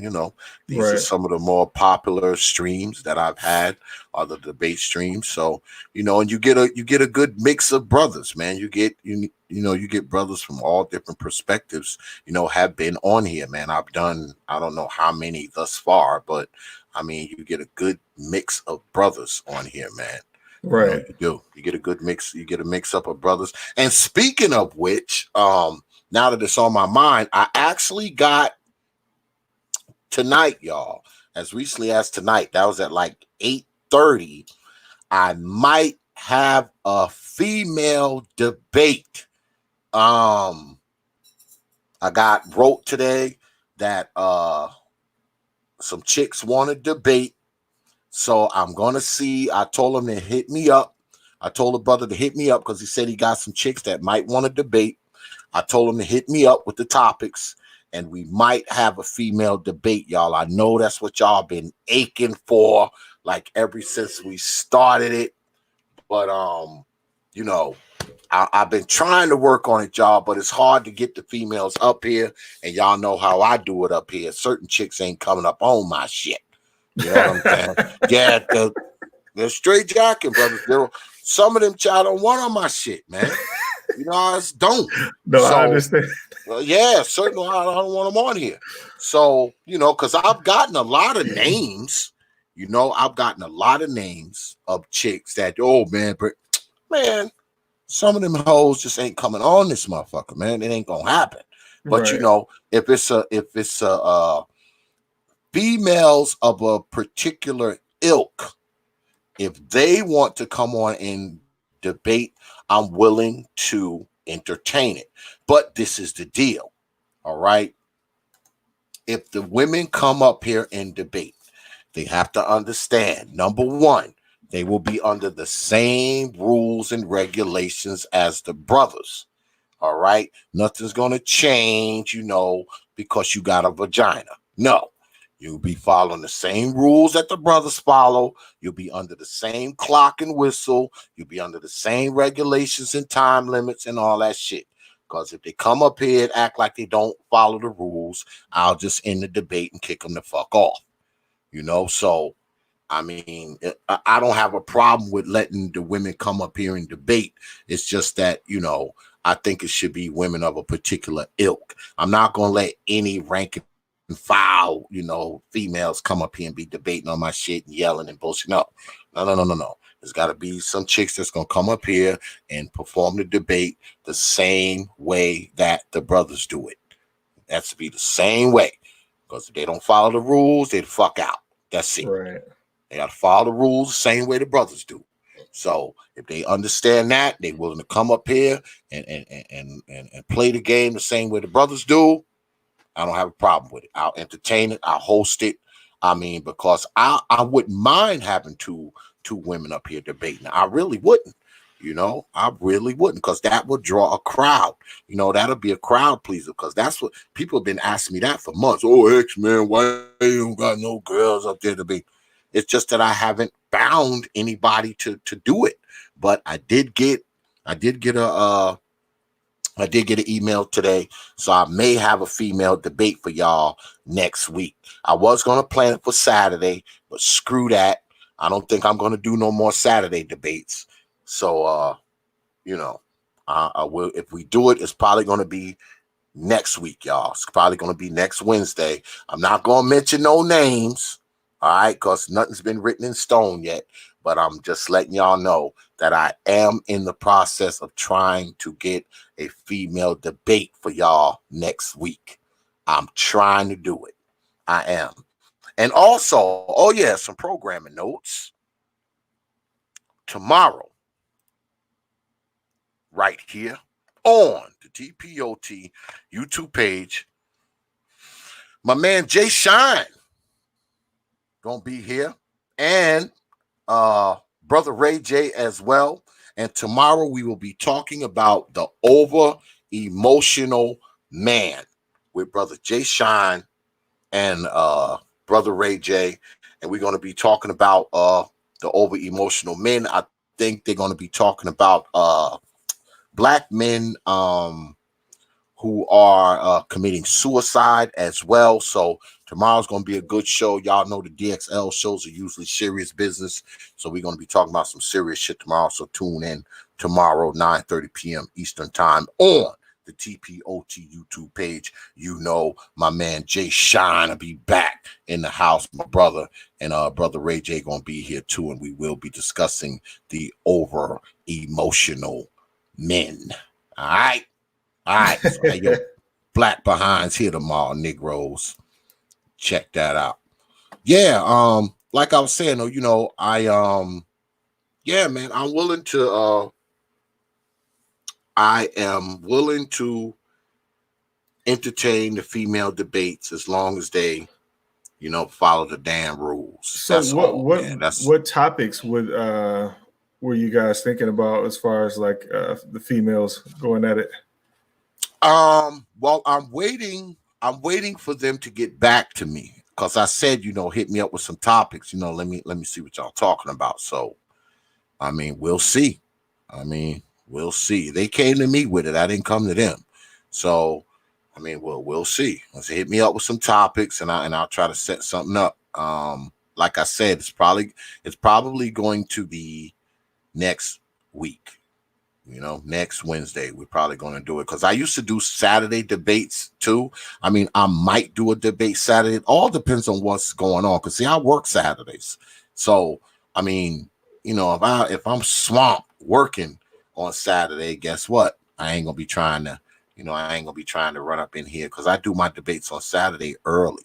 Those debates we usually throw down like 7 or 8. So I mean, we'll see what happens.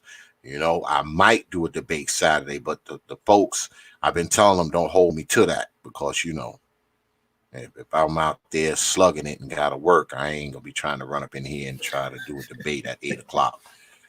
I just ain't going to do it. I ain't going to do it. No, I understand.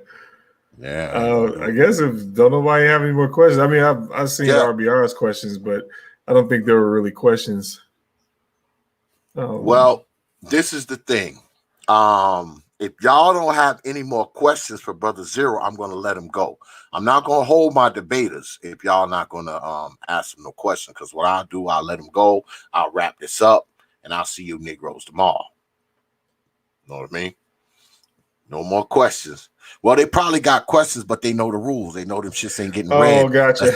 They know them shits ain't getting read unless they super chat. They know the rules. All these people that's here. I mean, I actually don't care. My goal is to get the message out, so I don't care. I mean, they know the rules. They want.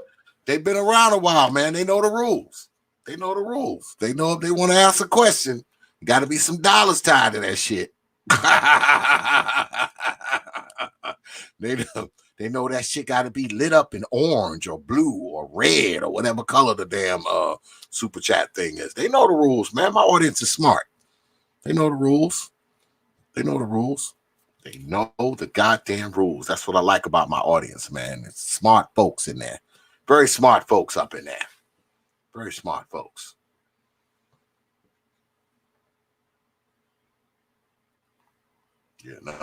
And RBR is still in the chat room fighting with Streamlabs bot and shit. RBR, leave my damn robot. Leave my damn robot alone, man. Leave my damn robot alone. RBR, I'm telling you, he is the GOAT. Yeah. Leave my damn bot alone, man. Oh, yeah. Well, they ain't gonna hit you up with no more questions, man. I'm gonna let you go, Brother Zero. All right. Well, it was nice talking to you. It was nice palling around with Benjamin, and I think we got the message out there at least. It was absolutely a little bit unfair because he was pro the topic, so he was basically arguing kind of against his points, playing devil's advocate, so to speak. So maybe next time his opponent will show up and we can see a fight. Oh yeah. But thank you. Thanks a lot though. Yeah, I appreciate it, man. And don't let it be the last time, man. You come up on the T.P.O.T YouTube page, brother. All right. All right, my man.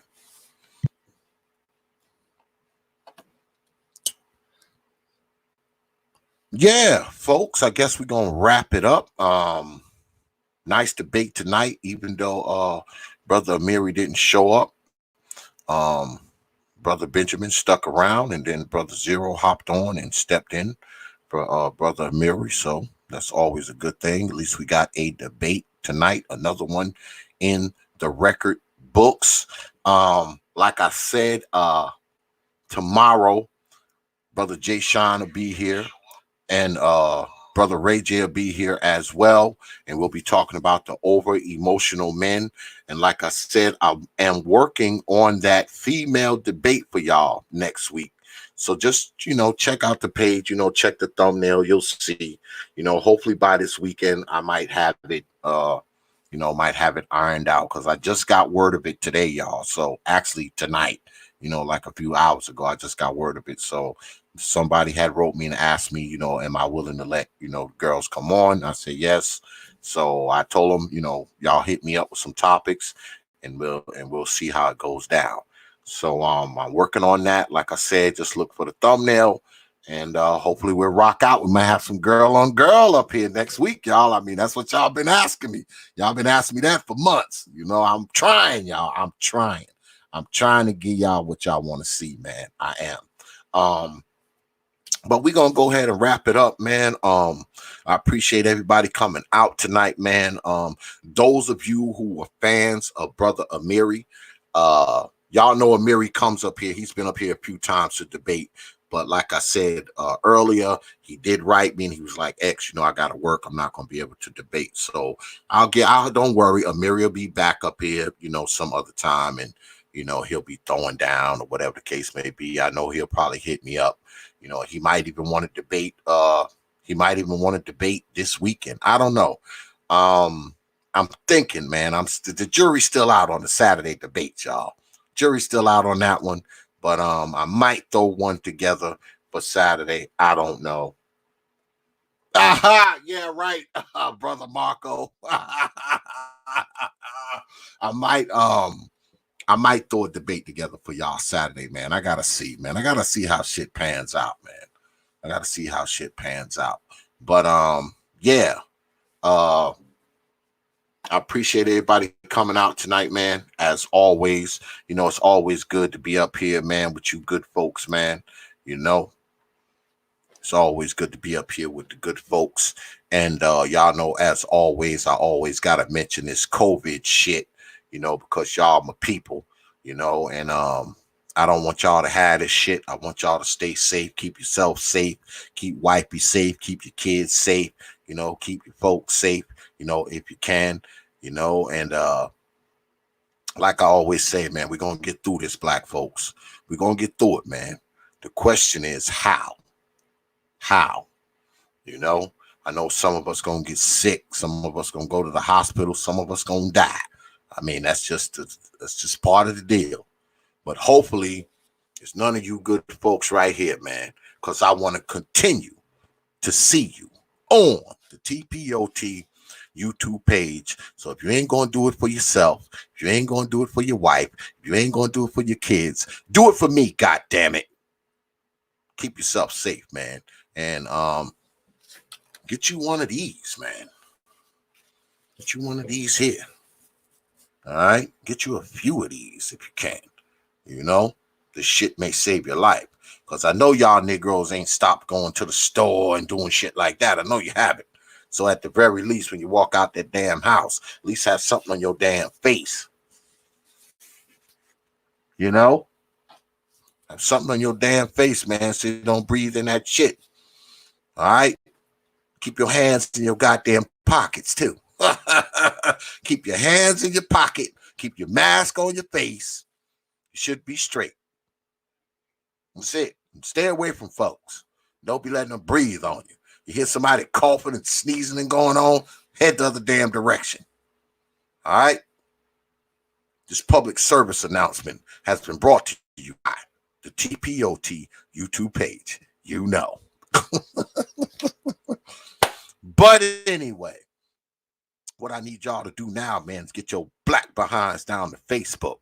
The Facebook page is the Proper Thought series on Facebook. Proper Thought, one word, series, the next word on Facebook. That's our main page.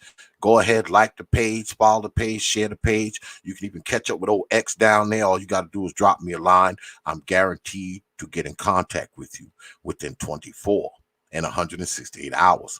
Also, you can stay up with what's going on here on the T.P.O.T. YouTube page there as well. So go ahead, follow the page, like the page, share the page, check out the page and see what we got going on. Also, while you're on Facebook, make sure you get down to the Prophet of Thought Series fan group page. That's the Prophet of Thought Series fan group page on Facebook. Go ahead, request to be a member. You're guaranteed to get up in there quick. I'm actually an admin on the page now. So if you have any problems getting in there, just drop me a line. I'll make sure you get in there. It is a fan group page, so there's a lot of people down there posting and writing and doing all kinds of nonsense. So it's not like you just got to listen to old X run his mouth all the time. It's other fools down there running their old mouth too. Also, check us out on WhatsApp and Instagram. That's Prophet of Thought. Leave out the series on Instagram. That's Prophet of Thought. Leave out the series on Instagram. Go ahead, follow us on Instagram. You're guaranteed to get a follow back. Now you know we're going to end the night like this. Get your black behinds down to Twitter. The Twitter handle is at T.P.O.T Media on Twitter. That's at T.P.O.T Media on Twitter. Go ahead. Follow us on Twitter. Because if you don't, I'm coming down in grandma's basement and haunt you in your dreams.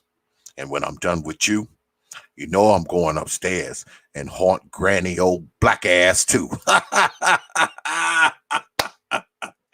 So once again, I want to thank y'all, man, for coming out. Man, my good people in the chat, my moderators always doing what they got to do. But most importantly, man, I want to thank you for coming out tonight, man, watching us, spending some time with us. It's always good to be up here with you good folks. And make sure you have your black behinds here tomorrow, 9:30 p.m. Eastern time on the T.P.O.T YouTube page. We're going to be throwing down with my brother Jay Shine and brother Ray J. All right.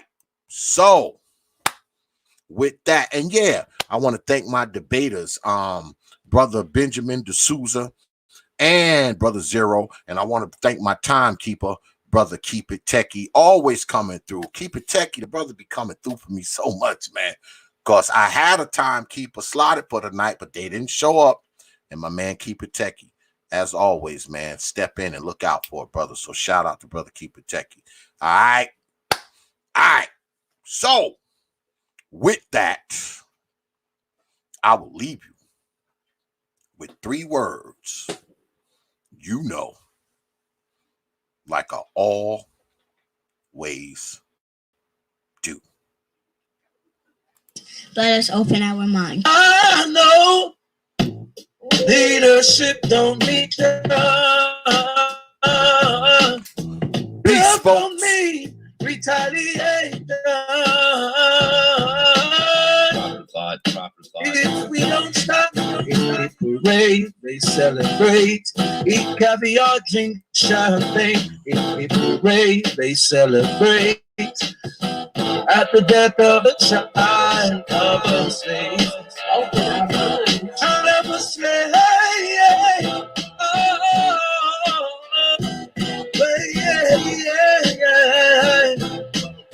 Remember your forefathers' tears, the lives which was lost for us to see peaceful years when shots stop, who remains flat.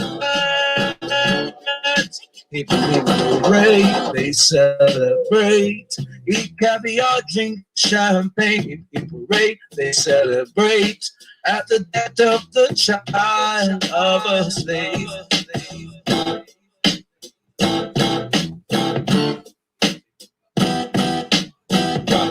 Proper thought. Open our mind.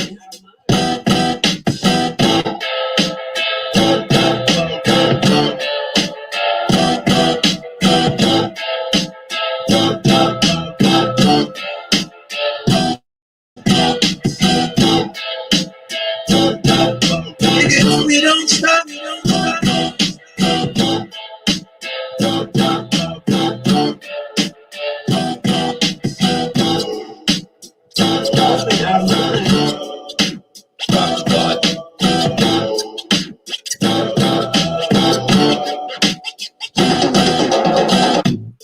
open our mind. The child of a slave.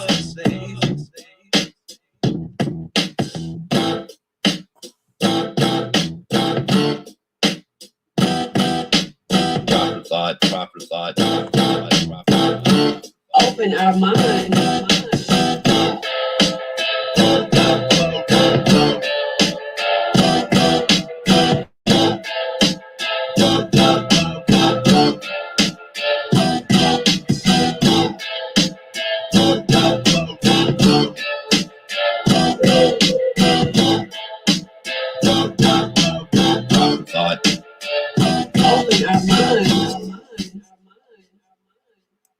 Only from the Prophet of Thought Series Media. Open your mind.